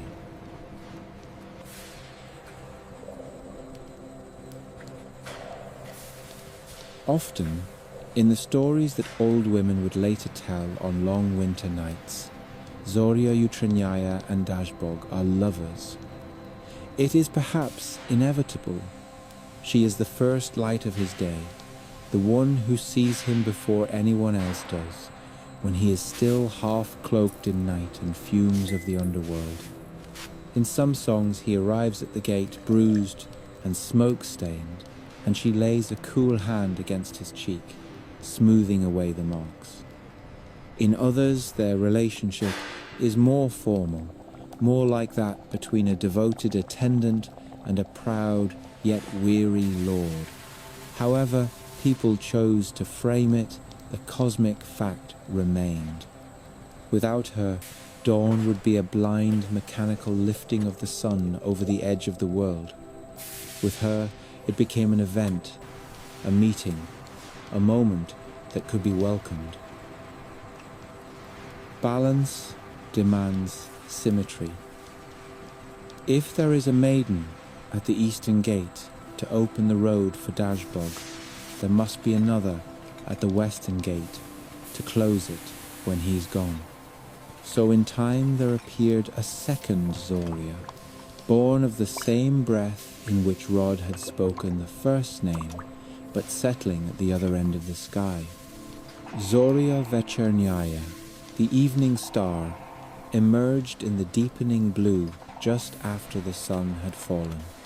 Her hair was darker than her sister's, deep copper and crimson braided together, like the streaks of sunset on the underside of clouds. Her gown was the dusky violet of a sky that is almost night. While her sister greeted the brightening world, this Zoria stood at the western gate with keys in her hand, smiling a little sadly as Dashbog's chariot came rattling in, horses blowing hard. She listened to his account of the day, which was often less about the turning of the world and more about whatever small insult or triumph had caught his eye. The gods are not above pettiness in these stories. She soothed his temper when he complained that Strybog had raised too much dust over a plain, or that Perun had filled the sky with storm clouds that stole all the applause. She watched carefully as he plunged the chariot off the edge and into the hidden road, making sure no malignant underworld thing clung to the rails or the horses' tails. Then she shut the gate behind him and locked it with a click that could be heard only by those who knew how to listen. The Slavs would later say that the first star they saw in the evening was the eye of Zoria Vechernaya, looking down to make sure the world settled properly into night. Some traditions speak of a third Zoria, one who stands at midnight. Zoria Polonochnaya is more shadow than light. She does not show herself often. When she does, she is as pale and still as frost on a winter window pane, hair black as a moonless sky, eyes filled with far-off starlight. Her place is not at a gate in the sky, but at the very point where the day is split in half, at the pivot on which the night turns. If you imagine the hours as a circle, she is the point directly opposite noon. Her duty is to stand guard when even gods are inclined to sleep. While Zoria Utrenyaya watches Dashbog rise and Zoria Vechernaya watches him set, Zoria Polonochnaya listens for the creak of chains around the neck of a beast that must never be allowed to move freely. For there is something else in the Slavic sky, besides sun and moon and stars, something dangerous and always hungry. Near the still place in the heavens that others call the North Star, the Slavs imagined a great spectral hound chained to that immovable point. In some tales he is a dragon, with wings like tattered banners and jaws, big enough to swallow constellations. In others, he takes the more humble shape of a huge dog or wolf, with eyes that burn cold. His name varies from region to region, and sometimes he is fused with the figure of Simargl, a winged dog or lion that accompanies the gods of the sun. What does not vary is his desire. He wants to break his chain and devour the sky. You can see the logic in it. If you think like a storyteller who has spent long nights staring up at the stars. There is that one fixed point in the north, around which everything else appears to turn. If you imagine a massive creature tethered there, you picture it straining and circling, pulling as hard as it can, while the chain groans. The Zoria sisters are, among other things, the keepers of that chain.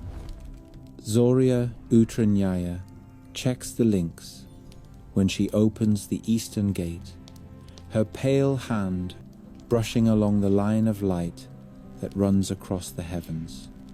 Zoria Vechernaya inspects it when she closes the western gate, making sure no link has cracked under the strain of a day. Zoria Polunochnaya watches it at the only time when everyone else is most likely to be inattentive.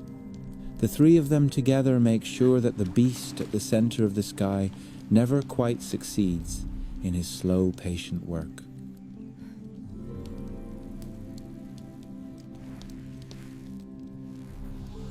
The Slavs said that if the chain ever broke entirely, the hound would leap among the stars and devour them, starting with the great wagon that people in other lands call the Great Bear. Darkness without stars would fall, a darkness so complete that even Dazhbog's sun chariot would not be able to find its road at dawn. It is a simple and terrible image, the end of all visible order.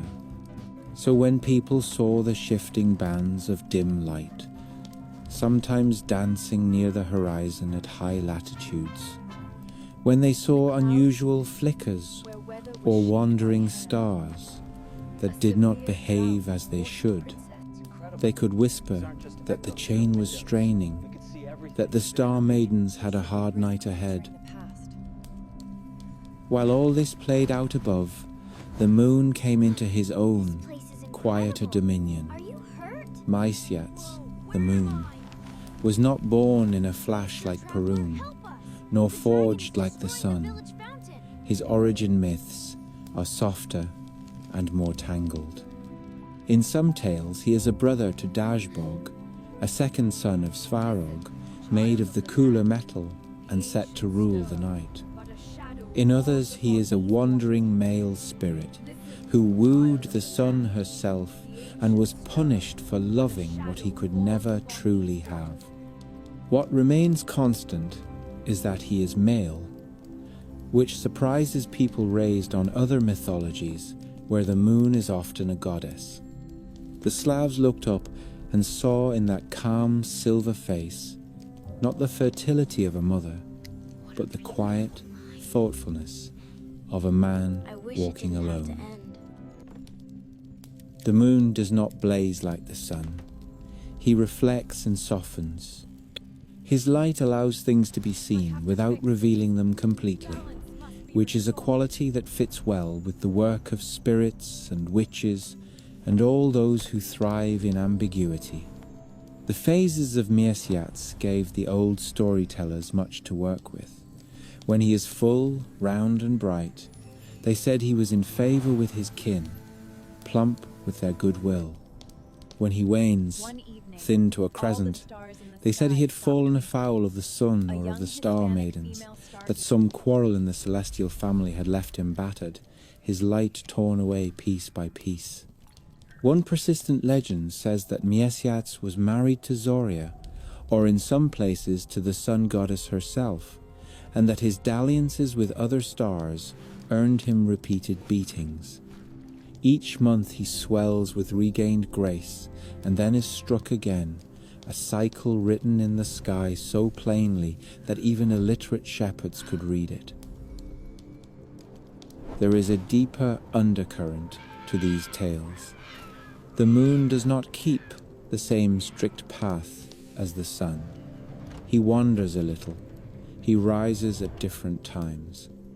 Sometimes he is up in the afternoon, pale and distracted, as if he has forgotten his own schedule.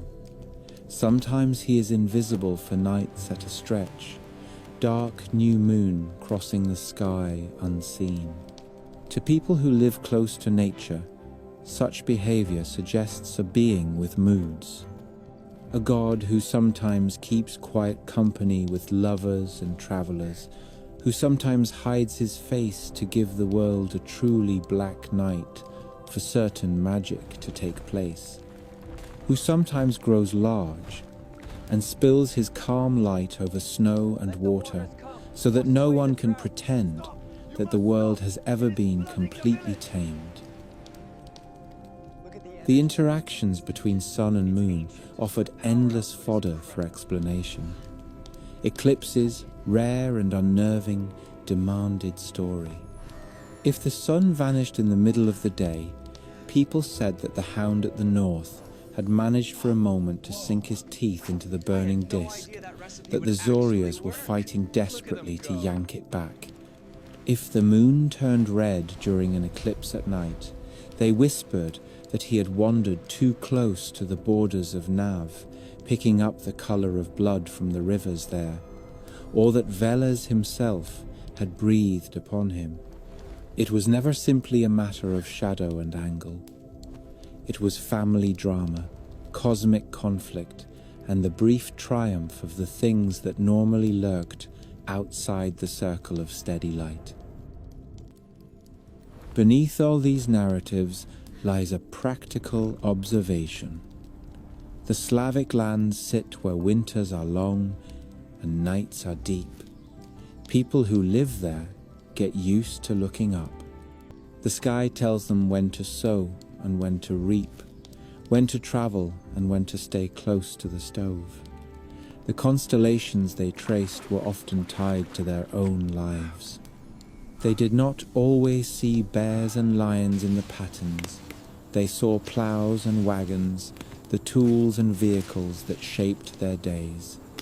That bright curved line of stars in the north, that other cultures called a bear, became for them a cart, moving eternally across the sky, pulled by invisible oxen. The Milky Way could be a heavenly road of souls, or the spilt grain from the bag of a careless celestial farmer.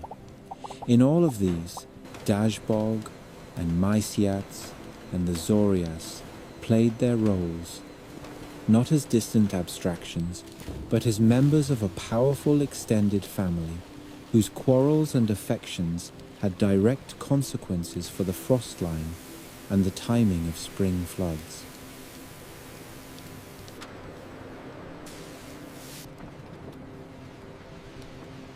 Even Perun and Veles found themselves woven into this bright tapestry. When thunderheads rolled in and swallowed the sun, it was said that Perun was advancing across the sky with his army, chasing Veles, who had once again crept up from the roots to steal something. The lightning would split clouds that had a moment earlier looked innocent and reveal for an instant the hidden architecture of the storm.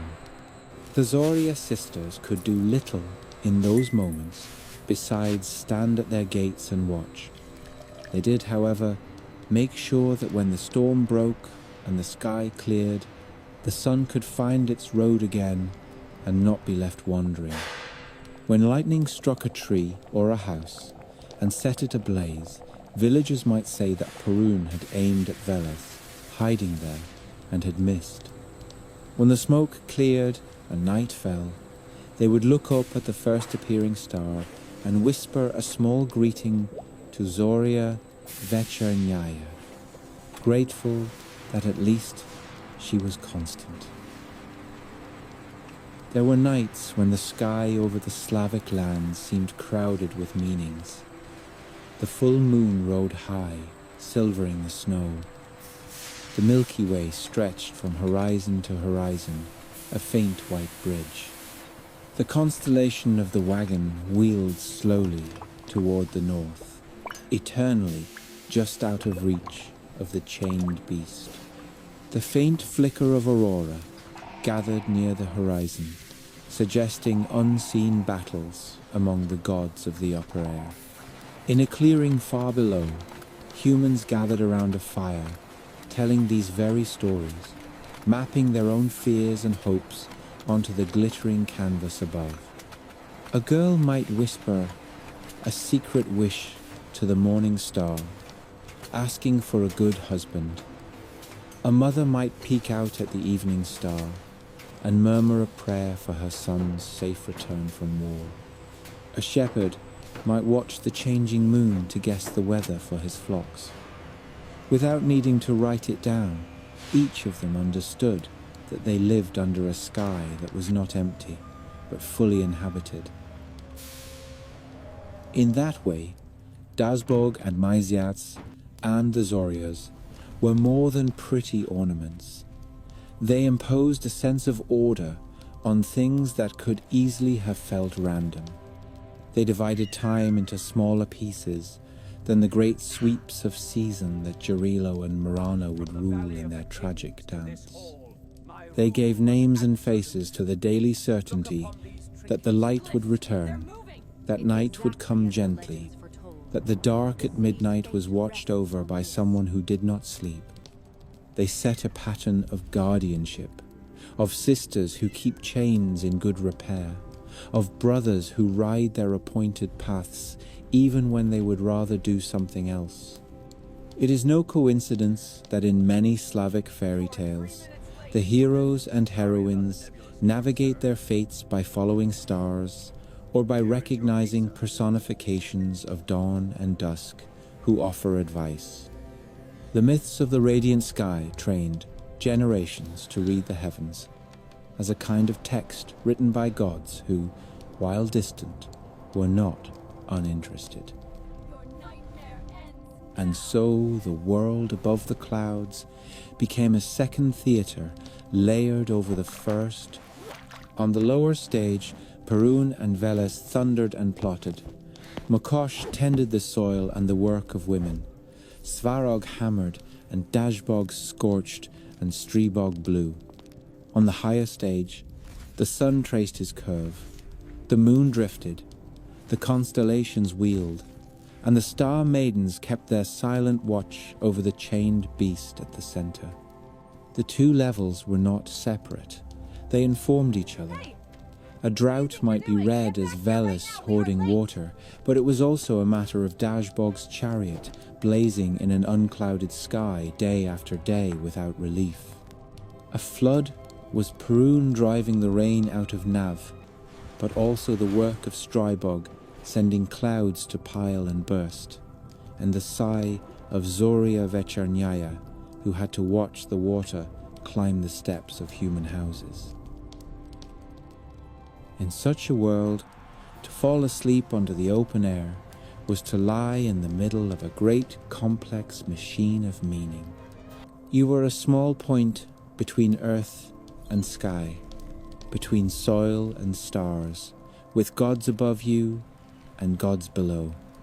Every glitter, every calm silver wash of moonlight, every sudden absence of light carried a story older than your grandparents. The Slavs named these lights because they knew that anything left unnamed feels colder. To call something Zoria is to admit that dawn is not just a time, but a presence. To call the moon Mieziats is to admit that his changing face has character. To call the sun Dashbog is to accept that the warmth that ripens grain comes from a being who can be praised or offended. It is in this layer of belief that the radiant gods of the sky take their place in the larger Slavic mythic frame, not as decoration, but as necessary pieces in the long game of balance that began when Rod first stood up in his little boat on the primordial sea. The sky knows its players now. The mountain knows who stands on its crown. The underworld knows who coils in its depths. Between these realms, a web of light stretches and tightens, held by the hands of bright maidens and stubborn gods.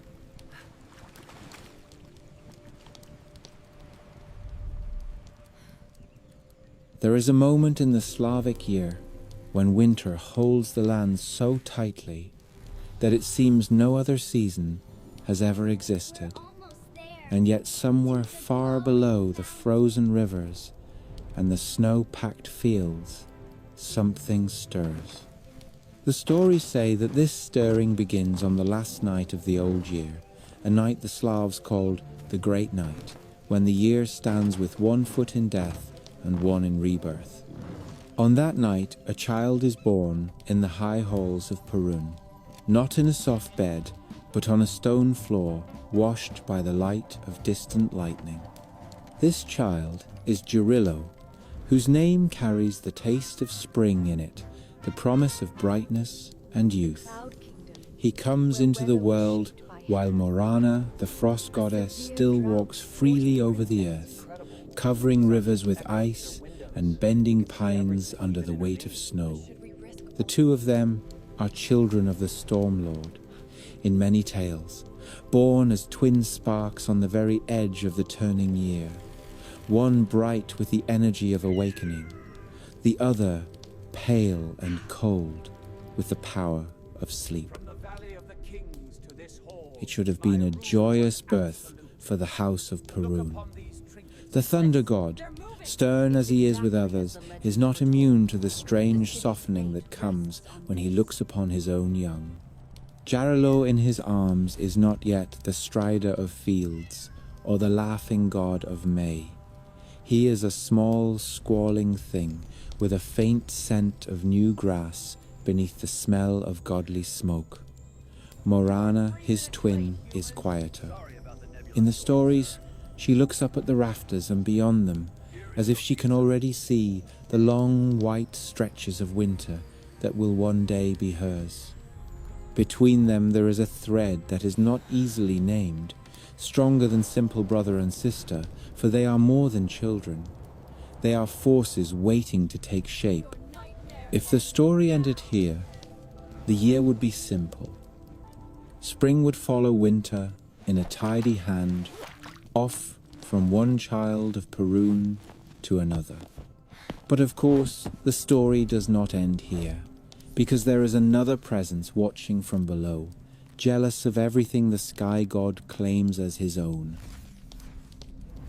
In the realm of Nav, the underworld, Velis has felt the birth of the twins as a vibration along the roots of the world tree and along the veins of ore under the mountains.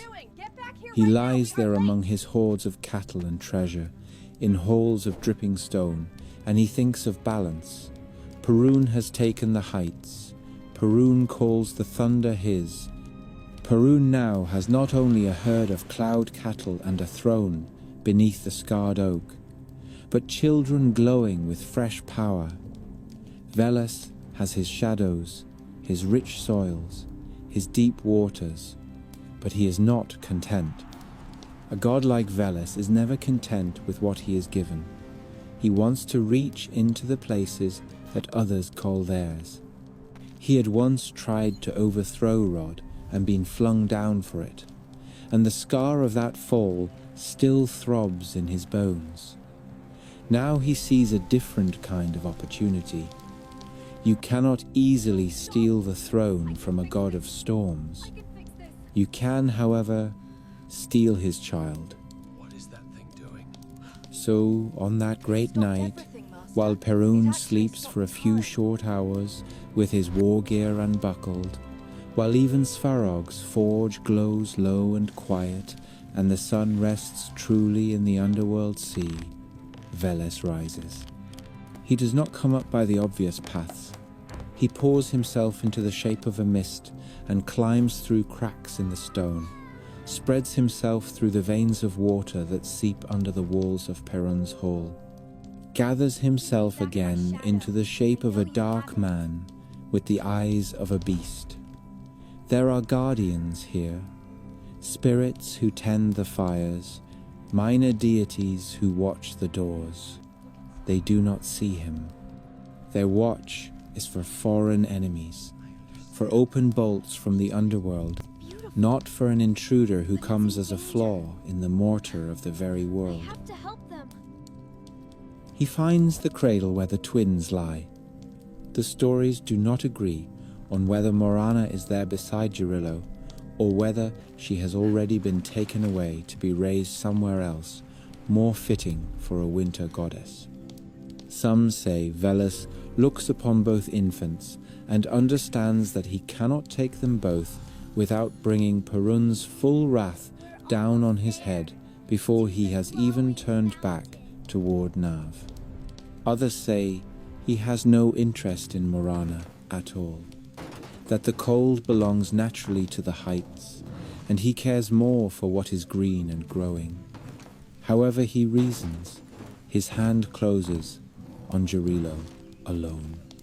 He lifts the child, and for a heartbeat the baby opens his eyes and looks into the face of the one who will be his foster father. There is no fear there. How could there be, when he has not yet learned what Perun and Veles even are? Then the underworld god wraps him in a cloak of shadow and vanishes, leaving the cradle empty, and the year changed in a way no one yet understands. But should we risk all? Perun's anger when he discovers the loss is beyond thunder. The mountain trembles, trees shudder on distant plains, lightning falls inside his halls and scorches his own thresholds. Yet there is nothing to strike. Veles is already back in Nav, moving down and down through shafts of cold stone, carrying the stolen godling against his chest like a treasure. Perun could hurl bolt after bolt into the deep, but he knows from bitter experience that he cannot blast Veles completely out of existence. He can only scar him. He can only drive him deeper. The thunder god stands on his mountain and shakes the sky with his rage, vowing that if his son ever returns, it will be under his eye and no one else's. The echo of that vow will hang over every spring from then on. In the underworld, life for Jarilo is strangely gentle. Nav is not a place of endless torment, in the way later faiths would paint their own underworlds. It is a place of dampness and richness, of evergreen meadows and slow dark rivers, of cattle that graze on moss and lichen under stone arches, of fields that never burn under a summer sun, because the sun never reaches that far. Here Veles is undisputed master. He teaches the child to walk along the banks of those underground streams, to listen to the lowing of spectral herds, to understand the language of roots. Jarilo grows tall on the milk of underworld cows, his hair pale as shoots that have never seen open daylight. He learns to move silently, to navigate the half-twilight of a world lit by phosphorescent fungi and the strange glimmer of minerals. He is a son of Perun by blood, but his heart is shaped by Veles, earth and water. Time in Nav does not pass as it does in Yav. Years can curl in on themselves like fern fronds. A day on the surface can feel like an hour below. Still, every realm answers eventually to the same wheel. Above, in Yav, winters come and go. The first snows fall on the forests that Mokosh has coaxed up from the bare bones of stone. Rivers freeze and thaw. In the villages that will one day spread in these lands, people will mark this cycle with rituals, but for now, only the spirits and the gods note it. Below, in the evergreen pastures of Nav, Veles decides that the boy he stole has ripened. There comes a spring when Jarilo is no longer just a fosterling trailing after spectral cattle.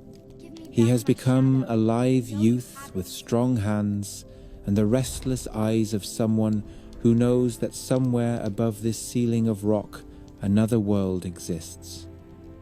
He has heard the rumble of Perun's storms like distant drums. He has seen in his dreams a sky that is not made of stone. Desire rises in him, not yet shaped fully into words, but as sharp and undeniable as the first thaw.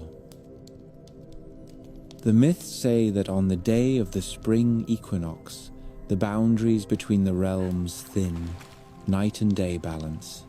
For a moment, like a scale before it tips toward light. In Slavic tradition, this is the time of Jarilo's return. Veles leads him to a place in Nav where a river of that shadowy realm pours up instead of down, bubbling toward a crack in the roof. He tells the youth that his path lies there. It is hard to tell in these stories whether Veles is reluctant to let him go or eager to see what mischief he will cause in the territory of Perun. The underworld god is not simple enough to feel only one thing. Perhaps he feels the odd ache a foster father feels when a child leaves, and at the same time the sly pleasure of sending a piece of his own realm into the lands above as a kind of living embassy. Jarilo steps into the rising water. For a moment, he is carried as if in a narrow green cradle, surrounded by bubbles that smell of wet earth and moss. Then he bursts upward. Snow is still lying in patches on the surface of the world, clinging in shady hollows and along the edges of fields that are not yet ploughed. The air is sharp and bright. The sun hangs higher than it did a month before, and the light has a new quality, not the cold glitter of winter, but a growing warmth. He stands there, dripping on the banks of a real river, blinking at the openness of the sky. This is his first spring in Yav, though his spirit remembers that the wheel has turned many times without him. Everywhere he walks, the snow begins to give way. Beneath his bare feet, the ground softens. In his footsteps, the first flowers push their heads up, not neat tame blossoms in garden rows, but wild things, snowdrops and crocuses, shy and fierce at once. His laughter is like the sound of ice breaking on river stones. He moves along the edges of forests, and the trees feel him pass. Buds swell on their branches in places where his hand has brushed the bark. Birds begin to call in ways they have not called since the autumn. Jarilo is not doing this deliberately. He is not yet a cultivated deity who plans the growth of fields. He is a young god whose very presence tilts the world toward life.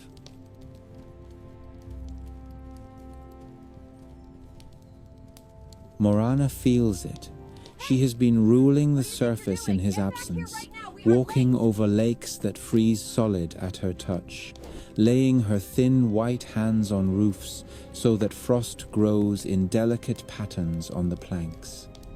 She has been the undisputed queen of the long night, moving through forests where every twig is rimed with ice, listening to the creak of frozen trunks. In those months she is not a jealous lover or a tragic widow. She is simply herself, the necessary stillness that lets the earth rest. But now, as Jarilo strides out of Nav, something in her bones flares, a painful spark of recognition. The stories say that she does not yet remember him as the brother stolen from their shared cradle. She senses only a presence that is both foreign and familiar, like the scent of smoke on an old garment. What is that thing? She finds him in a clearing by a half-frozen stream, standing ankle-deep in meltwater and laughing as it swirls around him. Her appearance in this scene varies from tale to tale. In some, she is still in her winter form, tall and thin, wrapped in a cloak of hoarfrost. Let go of my bag! Hair Give it to black me! as a raven on snow, eyes Help! Somebody pale as help! ice. In others, she has already begun to change. Her cheeks flushed with the first touch of warmth, her cloak loosened, the edges of her frost melting into beads of water. However she looks, Jarilo is struck. He has grown up among shades and stone. Here is a figure of sharp, clear beauty. The kind Don't you that dare can lie to cut me again! I'm as done well as talking! delight. What are you gonna do? He Hit me! bows, perhaps mockingly, perhaps in genuine awe. She regards him with cold curiosity. This is their first meeting in the world of Yav. and the entire future of the seasons hangs quietly on its tone. From that moment, spring is no longer just a matter of temperature. It becomes a courtship. Jarilo follows Marana across the land as she retreats step by step before the growing warmth. Where she lingers, frost holds. Where he comes close behind her, the frost cracks and drips away. They speak. The content of their conversation has been lost to time, but the results are written in ritual. Villages in Slavic lands How could would you later just stand there celebrate and watch this unfolding happen? romance. You knew with exactly what he was capable of. Young men carrying green branches and wearing wreaths of fresh leaves would walk through the streets as embodiments of Jarilo, stopping at houses to receive small gifts and to bless the year. Girls would tie ribbons on birch trees and sing songs that called the young god of spring to their fields and to their hearts, weaving tales of love that are half human and half divine. At the same time, they would also build the figure of Marana. She was not always honored as a bride. In many regions, she was made as a straw effigy, dressed in old woman's clothing, with a scarf over her head, and perhaps a necklace of broken pots around her neck. Children and adults together would carry this image of the winter goddess through the village, singing songs that mocked the cold and begged heat to return. In some places, they would then burn the effigy on a high hill so that everyone could see, letting the sparks rise into the spring dust. In others, they would throw her into a river, watching as the current tore her apart and carried the pieces away. They did this not because they scorned This is the last Marana, time I warn you. but Get out of because my they sight. understood I'm not going that anywhere. she had What are you to gonna do? die Hit me with that again thing. and again so that she could be reborn. The drowning of Marzan, as it later came to be called, is just one echo of the deeper myth in which Marana kills and is killed in turn. For in the mythic cycle, the romance between Jarilo and Marana does not end at flirtation. As spring strengthens and turns into early summer, they grow closer. Marana thaws. She becomes a maiden in truth, no longer the gaunt figure of frost, but a strong young woman with hair like dark water and skin warmed It's over. by Don't the take sun. another step. Jarilo You don't have the matures guts. from a Shoot laughing me youth or get out of the way. into a god said who get can back. shoulder responsibility.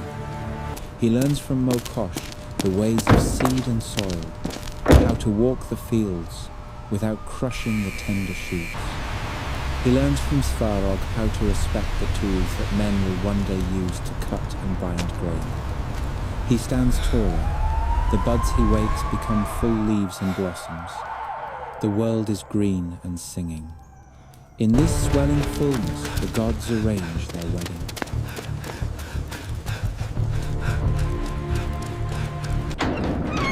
It takes place on the night the Slavs would later call Kupala Night, a midsummer festival of fire and water. On that evening, bonfires are lit on riverbanks and on hilltops. People leap over the flames to purify themselves and to test their courage. Young women float wreaths of flowers with candles on the rivers, watching to see how far they drift and where they snag, reading This is omens unacceptable. for their future We have a leak, husbands. and I intend to Lovers find out slip who away is into responsible. the dark woods to search for the mythical fern flower, a blossom that blooms only at midnight and only for those whose hearts are true, and which promises great Let fortune go of my bag. to whoever Give it finds to me.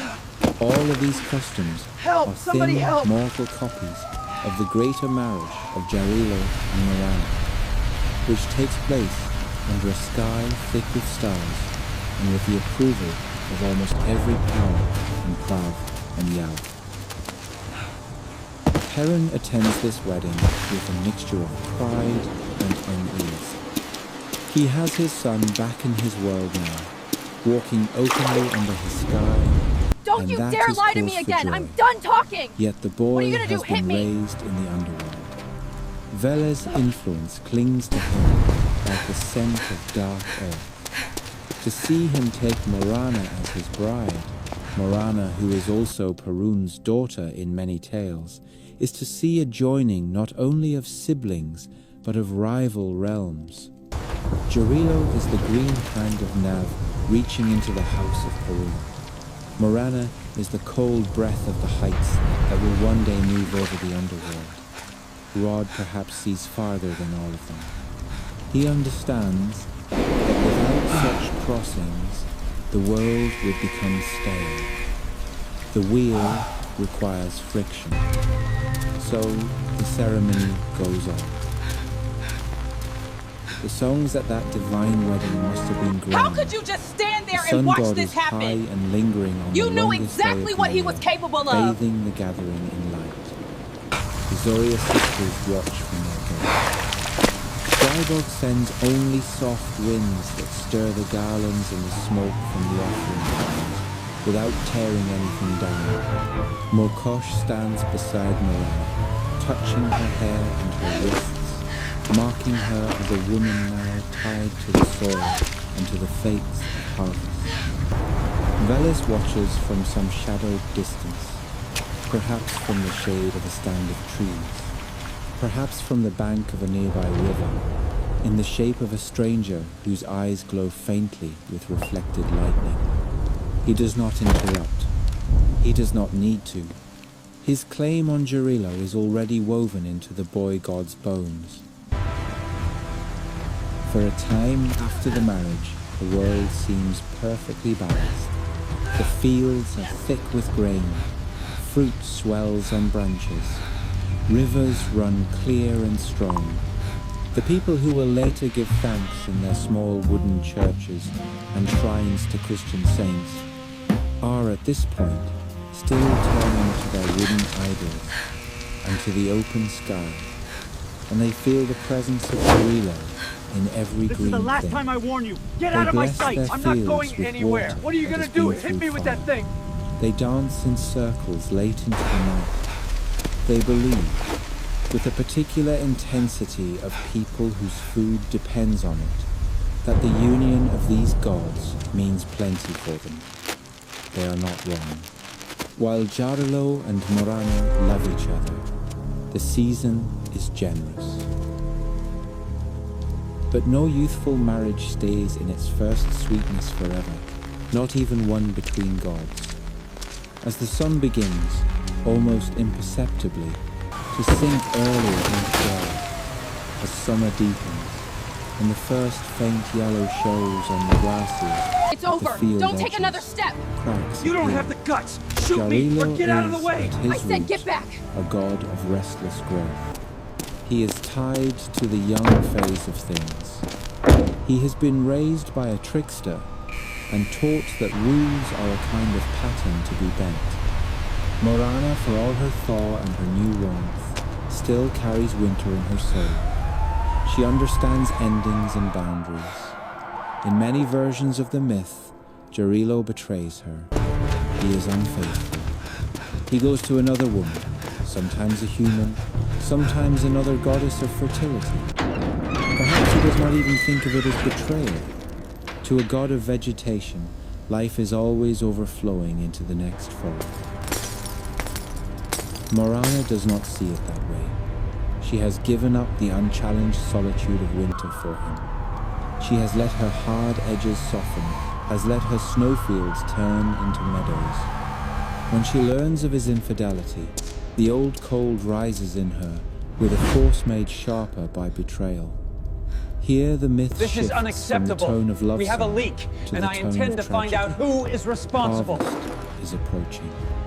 The grain that Jarilo has nurtured stands tall and heavy, heads bowed with ripe seeds. It must be cut. The From people will UFOs, starve wormholes and if it's cryptids, not. On the to cattle divine mutilations and plain, the poltergeists, god of the grain a remote stands. property in northern Utah has been described as a Disneyland of paranormal and supernatural phenomena, a case that has turned the heads of even some of the most ardent of skeptics. Fulfilling his We vow recount the that no tales child of from Skinwalker Ranch. Some say it is the brothers of Moran, other thunderous deities, who strike him down in jealous rage, treating his adultery as an insult to others. The more ancient and powerful versions say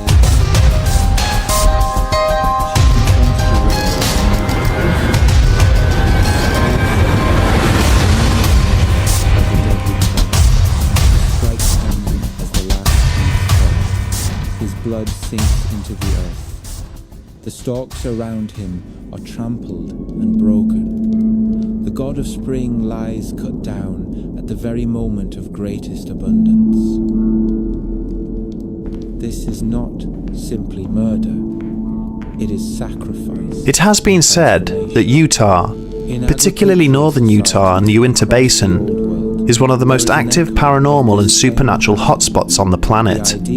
Everything from unidentified lights in the sky to weird humanoid figures and even Bigfoot have been spotted in the region. It has a long history of high strangeness, accounts which date back to the earliest of human settlements. 3 out of every 4 people in this part of the state have experienced something out of the ordinary, and for many others just passing through, there is a palpable feeling that those dusty roads and bleak landscapes hide something of a dark secret. Much of the strange activity is concentrated in and around the basin, but some believe that within that radius there is an epicenter, from which all these bizarre phenomena seem to manifest. A beautiful 480-acre ranch situated about 100 miles due east of Salt Lake City. As with any other acreage, it traditionally adopts the name of the current owner, but over time, it has come to be known by another. The Utes believed this ranch to be the focal point of a curse placed on them by the Navajo. Tribe members were, and still are, forbidden from setting foot on this land, as they believe it to be in the path of the Skinwalker. For this reason, it became known to the locals as Skinwalker Ranch. Throughout the latter half of the 20th century, Skinwalker Ranch was owned by a family, which has long remained anonymous in this mysterious saga.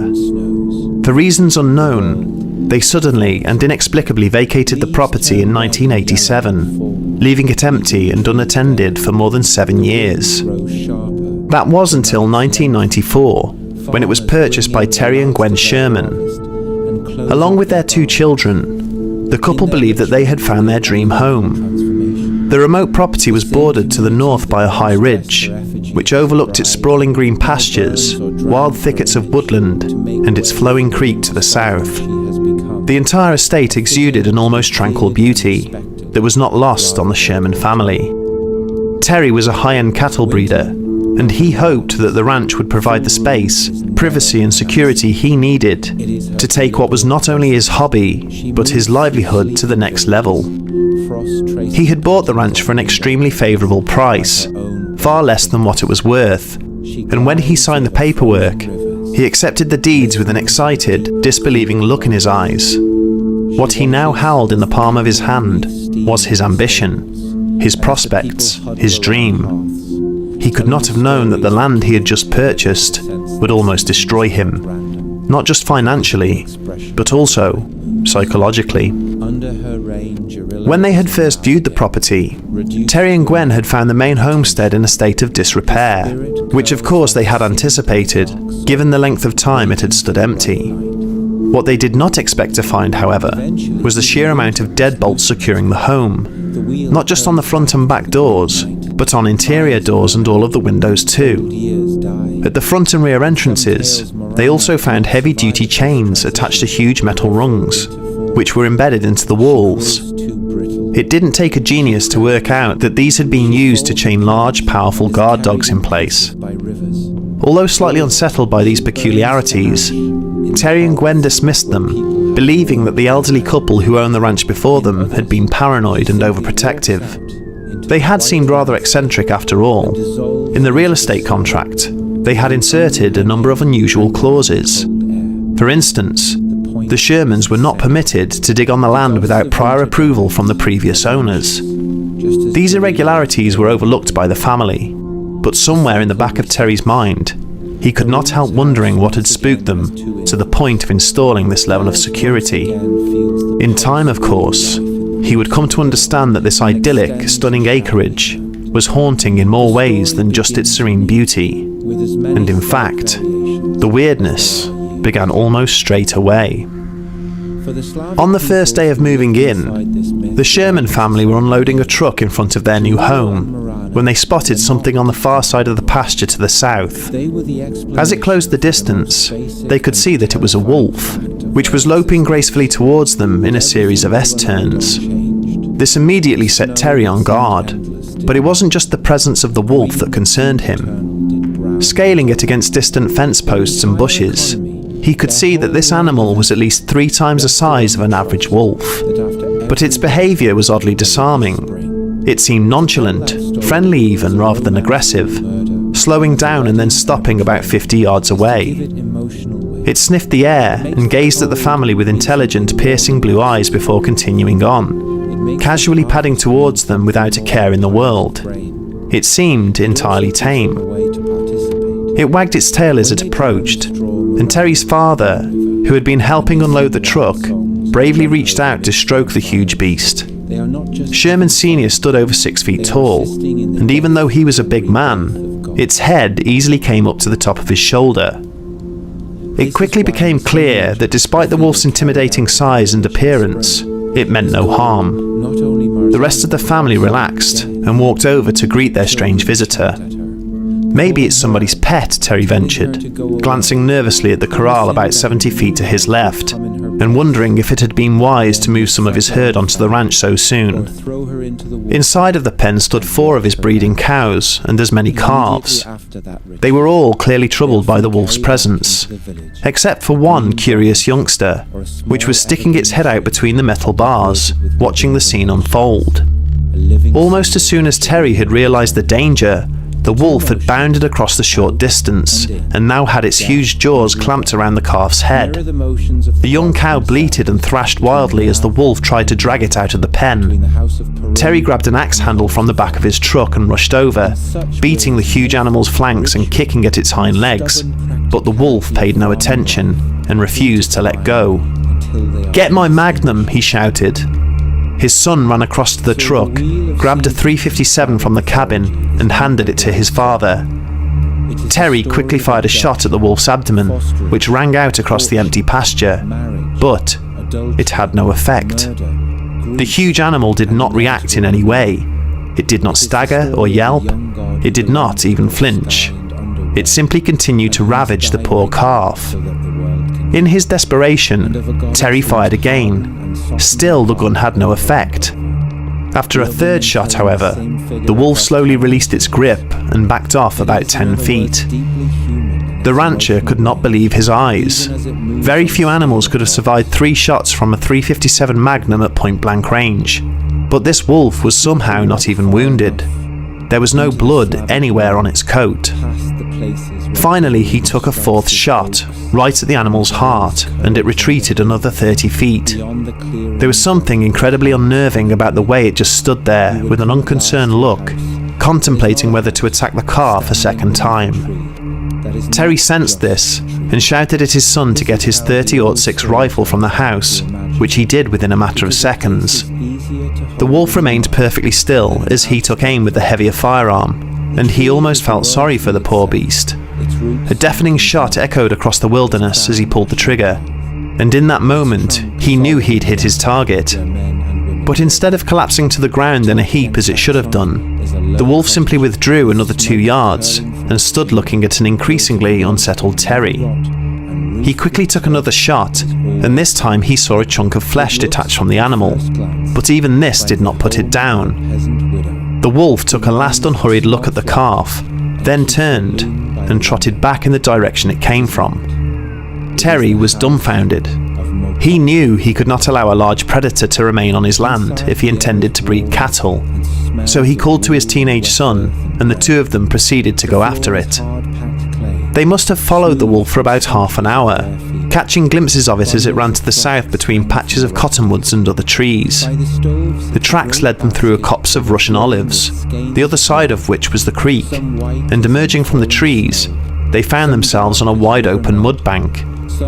They could clearly see the wolf's paw prints and immediately began to follow them, but the tracks abruptly stopped about 40 yards from the water's edge. Terry and his son could not believe their eyes. They were standing in a wide open expanse of sodden mud, yet the paw prints ended right in the middle of the bank. The wolf would have had to have leapt an impossible 40 or 50 yards in either direction to avoid leaving any more tracks. It had seemingly vanished into thin air.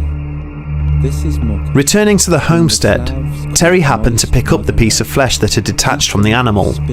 He noted that, rather than being fresh and covered in blood, it looked and smelled rotten, as though it had been left out in the sun for a few days. In quiet contemplation, he turned his head south and looked out over the pasture towards the horizon, wondering what on earth had just happened.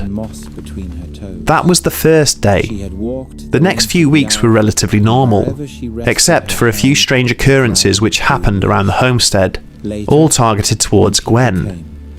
She didn't report any of these things to her husband at first, as she genuinely thought she was losing her mind. For instance, she would come home from shopping, unpack the groceries and put them away, and then leave the room to attend to something else. Moments later, she would return to the kitchen and find the groceries all back in the bags, as if she had never unpacked them. In other occurrences, she would go to have her customary morning shower. Locking the door behind her, she would place her towel and hairbrush on the side. When she finished, she would step out of the shower only to find her towel and hairbrush missing. They would disappear. A few hours later, she would find them in some random location elsewhere in the house. Things continued like this for some time, and Gwen was getting increasingly worried about her memory. That was until Terry came in one evening, demanding to know who had taken his post digger. He had been using it to repair a fence in the pasture and had turned away for a few moments. When he turned back, it had gone. Gwen explained that she and the children had been in the house all evening and proceeded to help him search for it. However, it was nowhere to be seen. A few weeks later, it was found hanging in a tree on the other side of the ranch, 70 feet off the ground, which was odd considering that this piece of equipment weighed over 70 pounds. By this time, the Shermans were beginning to suspect that something was not quite right about the property they had bought. About a week before they rediscovered the post digger, a nephew came to stay with them, and Terry decided to take the youngster on a tour of the ranch. His son also accompanied them, and it was well after sunset when they decided to return to the homestead. A few hundred yards ahead, Terry noticed a set of headlights moving along a distant fence line, well within the boundaries of his property. He had seen these lights before and had assumed that someone had taken a wrong turn off the road to the east, but now, seeing them again, he suspected that these people, whoever they were hunting on his land without permission. He decided that he would confront them and immediately began marching in their direction, but as he picked up the pace, the lights began to move away from him. His brisk walk turned into a jog, and as the boys followed suit, he began to wonder why there was no engine sound. They had gotten to within 100 yards, when the lights suddenly lifted off the ground and floated up over some distant treetops. Terry and the boys stopped dead in their tracks, shocked by what they were seeing. The lights silently continued on their course before disappearing out of sight. During the autumn, these lights became a frequent occurrence, especially as Terry began transporting his prize Simmental and Angus cattle onto the ranch. The activity seemed to escalate with the arrival of his high-end livestock, and this is when things started to turn serious. As the winter months rolled in, severe snowstorms battered the region, and Terry found himself out at all hours, rounding up cattle that had wandered too far astray. One late evening, he was out on horseback, searching for one of his prize Angus cows that had been missing for almost 24 hours. He had covered the whole ranch, except for a dense area of woodland to the southwest, which he was now heading towards. As he approached the large outcropping of trees, he was relieved to see the unmistakable impressions of hoof prints in the deep snow, and he now knew that it was only a matter of time before he located the animal. He paused briefly as he considered the tracks. From the spacing, he determined that she had been running at full tilt as she had entered the tree line.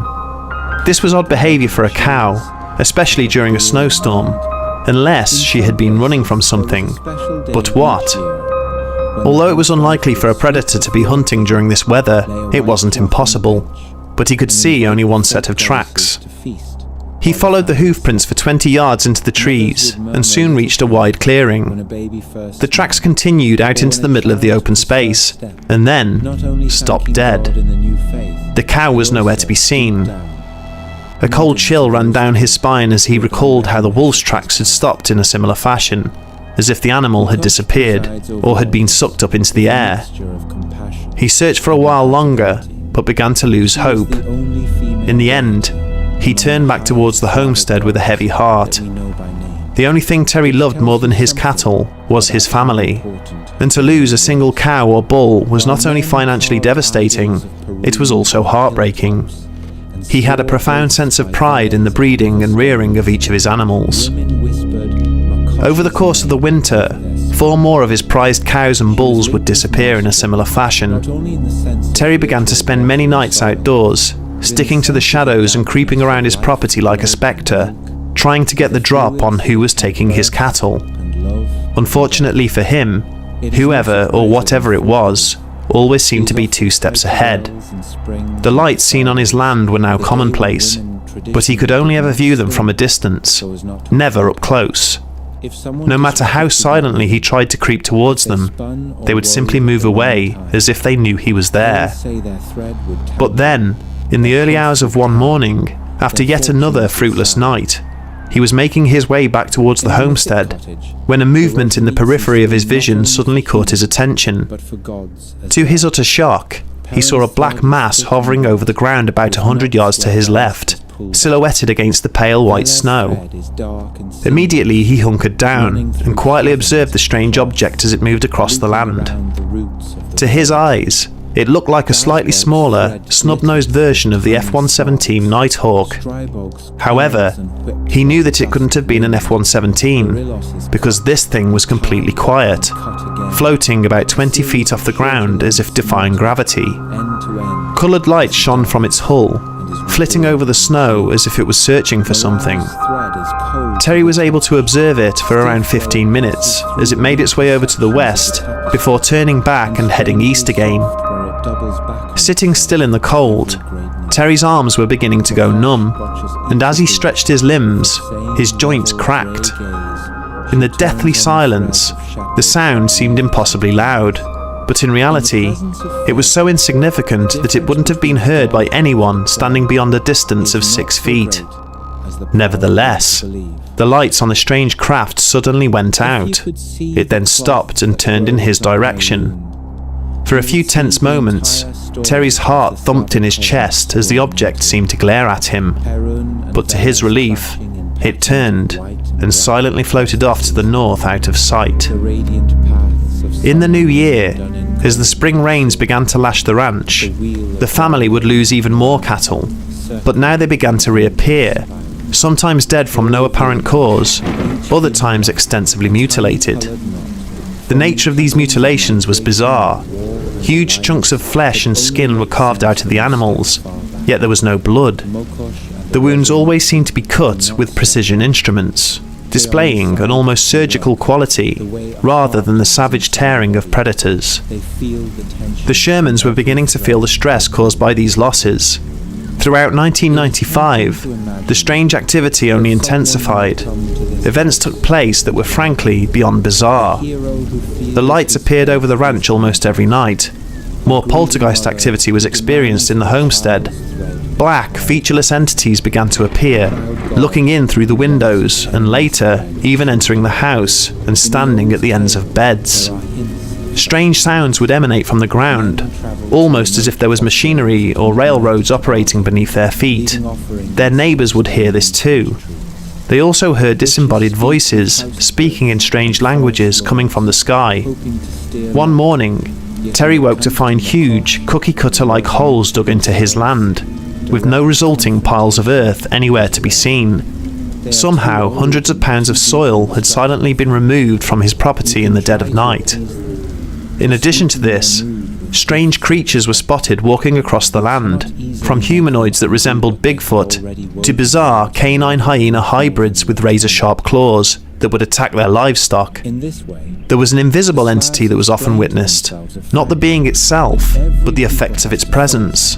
Livestock would part and move out of the way as if something big and unseen ran through the middle of the herd. Water in the canal would be displaced, as if large invisible feet were stomping through it. Another, smaller creature was witnessed that seemed to be shrouded in some sort of cloaking device, much like the alien entity from the movie Predator. Stationary orange lights were seen in the sky, which were different to the other ones Terry often witnessed moving in the distance. The first time he saw one of these anomalies, he was sitting out on his porch on a warm summer evening, when something suddenly appeared in the sky about a mile away from his position. He had been cleaning his rifle earlier on in the day, and a high-powered scope just happened to be nearby. He grabbed it and proceeded to view the object through the telescopic sight, and what he saw left him sitting there, mouth agape. The orange object looked like some sort of portal, and at its centre he could see an opening. On the other side of that opening was a blue sky, even though the sun had long since set. In his mind, it looked like a gateway to another place. These anomalies became a frequent occurrence above the ranch, and Terry would later describe seeing odd-shaped craft entering and exiting these openings on several other occasions. The most disturbing of all phenomena, though, were the orbs. They were not as common as the lights or portals, but when they did appear, they were far more obvious, zipping in and out of nearby trees and harassing the livestock. These were mostly about the size of a tennis ball and had a blood-red colour, but every so often, larger, blue ones would show up, and these were bad news. Nicknamed the Blue Meanies, these orbs were somehow able to instill intense fear in those who got too close to them. Perhaps it was a certain vibration or signal they gave off, which stimulated extreme anxiety. Terry and Gwen were never sure, but they feared the blue orbs more than anything else they had seen on the ranch. One evening, Terry was out on his porch again, observing the lights over his property as he often did, when he spotted an ominous blue glow coming from the tree line in front of his house. He was immediately on guard, as one of the blue orbs emerged from the thicket and slowly made its way towards him. 3 of his best hunting dogs sat by his side, and the moment they saw the orb, they began to growl and bark. Without even thinking about it, Terry set them loose, and they proceeded to chase it back into the trees. Whatever fear it was able to stimulate in human beings did not seem to affect dogs, and Terry felt his spirits lift as he considered that a small battle had been won. But then, suddenly, out of the darkness, came 3 pained yelps, and then, nothing. He waited for a couple of hours, but his dogs never returned. He was far too scared to venture out and look for them, but in the morning, he and his son went to search the copse of trees where he had last seen them. On the ground, they found 3 quarter-sized piles of flesh, smouldering in the cool morning air. This was all that was left of his dogs. This proved to be the last straw for the Sherman family. They had endured much more than they could physically take over the last 2 years. They were not getting any sleep. The kids were doing poorly at school. Gwen had lost her job at a bank in town, and the whole family had taken to bunking in the same room because of the strange phenomena that was now regularly entering their household during the night. On top of this, they had lost 14 head of cattle, along with family pets, and they were now on the verge of bankruptcy. Seeing those vaporized dogs, it was now becoming clear just how much danger they were in. Terry had previously contacted a local newspaper about the strange activity taking place on his ranch, and although roundly ridiculed, the story was picked up by other publications.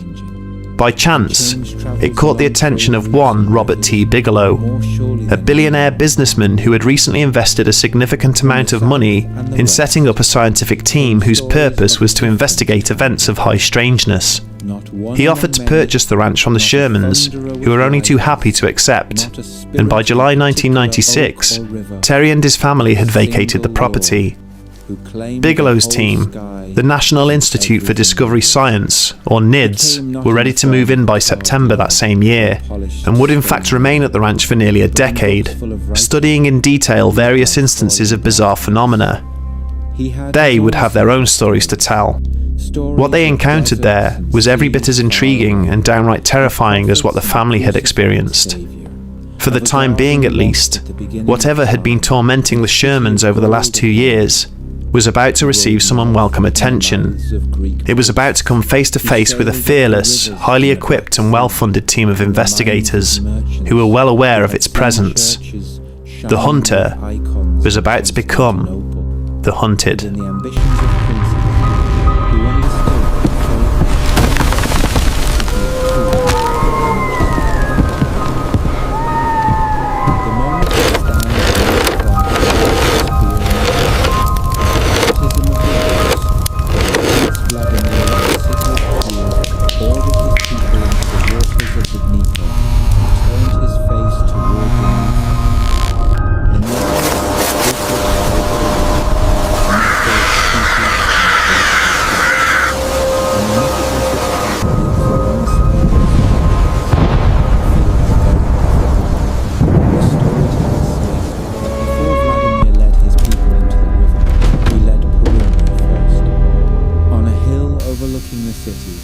Stood a tall wooden icon, its face painted, its beard carved in deep straw, set with bright stones. Altars, stained with the blood of sacrificed animals, stood before. From UFOs, wormholes and cryptids, to cattle mutilations and poltergeists, a remote property in northern Utah has been described as a Disneyland of paranormal and supernatural phenomena, a case that has turned the heads of even some of the most ardent of skeptics.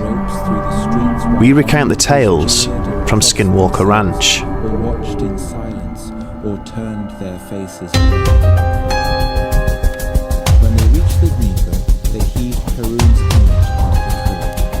The logs rolled, bobbed, caught for a moment, then were pulled through. A cry went up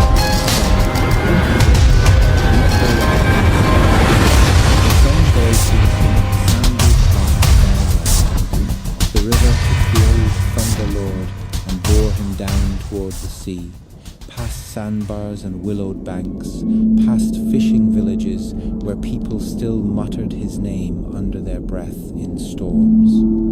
It is easy, reading this as history, to say that this was the end of Perun. In the It has been said that Utah, particularly northern Utah and the Uinta Basin, is one of the most active paranormal and supernatural hotspots on the planet.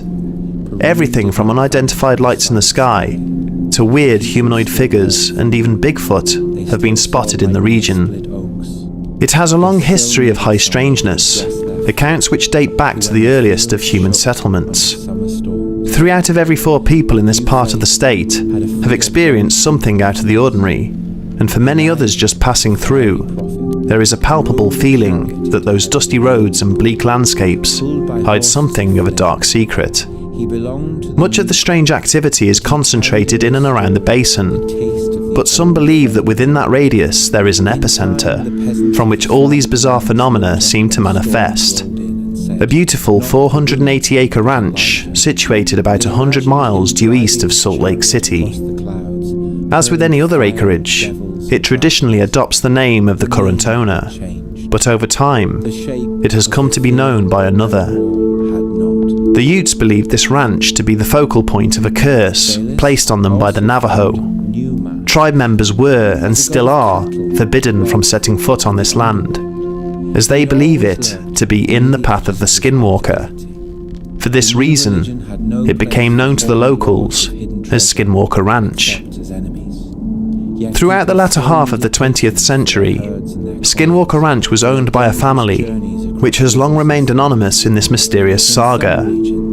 For reasons unknown, they suddenly and inexplicably vacated the property in 1987, leaving it empty and unattended for more than 7 years. That was until 1994, when it was purchased by Terry and Gwen Sherman. Along with their 2 children, the couple believed that they had found their The shepherd St. Blasius, known as Vlach in the older tongue, took on the lordship of flocks. From UFOs, wormholes and cryptids, to cattle mutilations and poltergeists, a remote property in northern Utah has been described as a Disneyland of paranormal and supernatural phenomena, a case that has turned the heads of even some of the most ardent of skeptics. We recount the tales from Skinwalker Ranch. Mokosh, the moist earth mother, who watched over spinning in woman's fate, did not vanish either. She slipped quietly into the blue cloak of the mother of earth, and into the figure of St. Asgard, the woman whose day was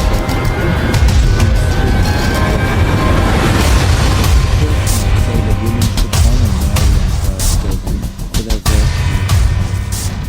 The village women who lit candles before their icons sometimes saw something more in their faces, a memory of a broad-shouldered goddess whose hands smelled of wet soil and wool. On Fridays, many of them still refused to spin, not only out of church teaching. It has been said that Utah, particularly northern Utah and the Uinta Basin, is one of the most active paranormal and supernatural hotspots on the planet.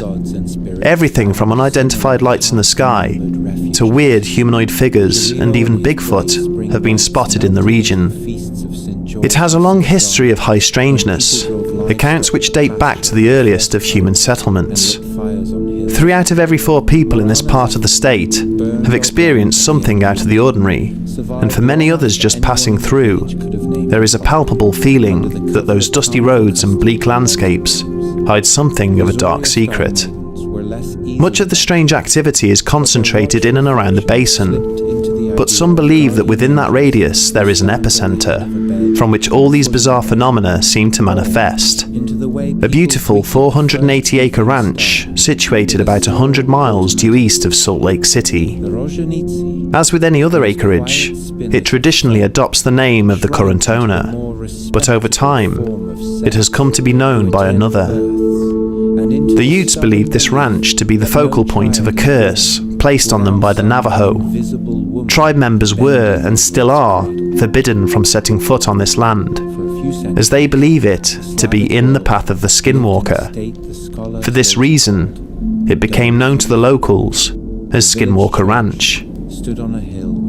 Throughout the latter half of the 20th century, Skinwalker Ranch was owned by a family which has long remained anonymous in this mysterious saga. For reasons unknown, they suddenly and inexplicably vacated the property in 1987, leaving it empty and unattended for more than 7 years. That was until 1994, when it was purchased by Terry and Gwen Sherman. Along with their 2 children, the couple believed that they had found their on their chest. They told their children to beware of the Leshy in the forest and the Vodyanoi in the mill pond. From UFOs, wormholes and cryptids, to cattle mutilations and poltergeists, a remote property in northern Utah has been described as a Disneyland of paranormal and supernatural phenomena, a case that has turned the heads of even some of the most ardent of skeptics. We recount the tales from Skinwalker Ranch. Even Baba Yaga, that most famous of Slavic witches, can be seen as a fragment of the pre-Christian world that refused to disappear. She lives in a hut that works on chickens, turning the spirit towards all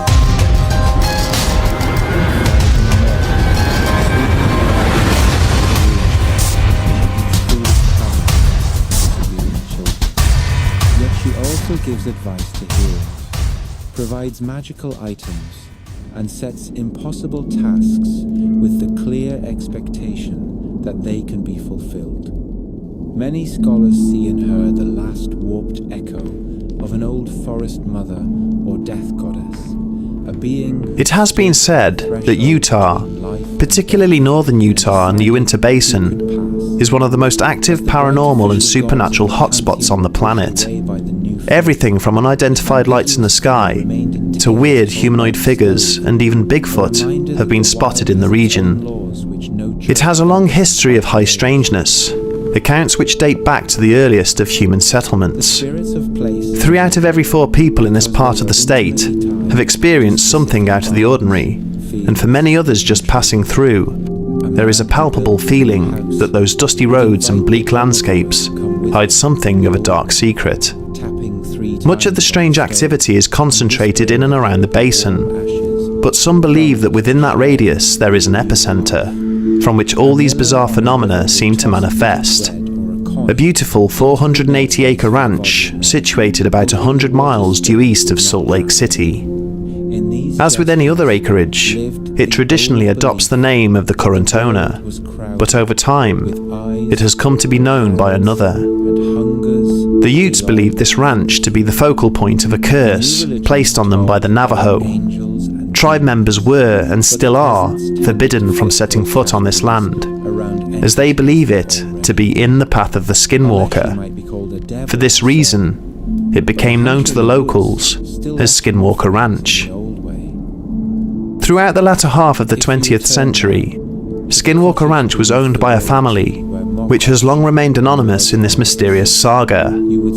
For reasons unknown, they suddenly and inexplicably vacated the property in 1987, leaving it empty and unattended for more than 7 years. That was until 1994, when it was purchased by Terry and Gwen Sherman.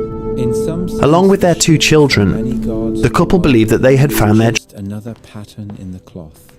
The same storms roll over the fields. The same snow lies deep in From UFOs, wormholes and cryptids, to cattle mutilations and poltergeists, a remote property in northern Utah has been described as a Disneyland of paranormal and supernatural phenomena, a case that has turned the heads of even some of the most ardent of skeptics. We recount the tales from Skinwalker Ranch. But they are not gone in the way a burnt log is gone. They are like embers under ash, ready to glow again whenever someone speaks their name with belief, or even with simple words. That is why, even now, we dig into the we find the old ones a saint rides across the sky in a chariot of fire, and you hear a faint echo of Perun's hooves. A kindly bishop saves a drowning sailor, and there is Velas, rolling in laughter beneath the waves. A grandmother tells her grandchild not to whistle in the house, or the domovoi will be angered, and in that small... It has been said that Utah, particularly northern Utah and the Uinta Basin, is one of the most active paranormal and supernatural hotspots on the planet. Everything from unidentified lights in the sky to weird humanoid figures and even Bigfoot have been spotted in the region. It has a long history of high strangeness, accounts which date back to the earliest of human settlement.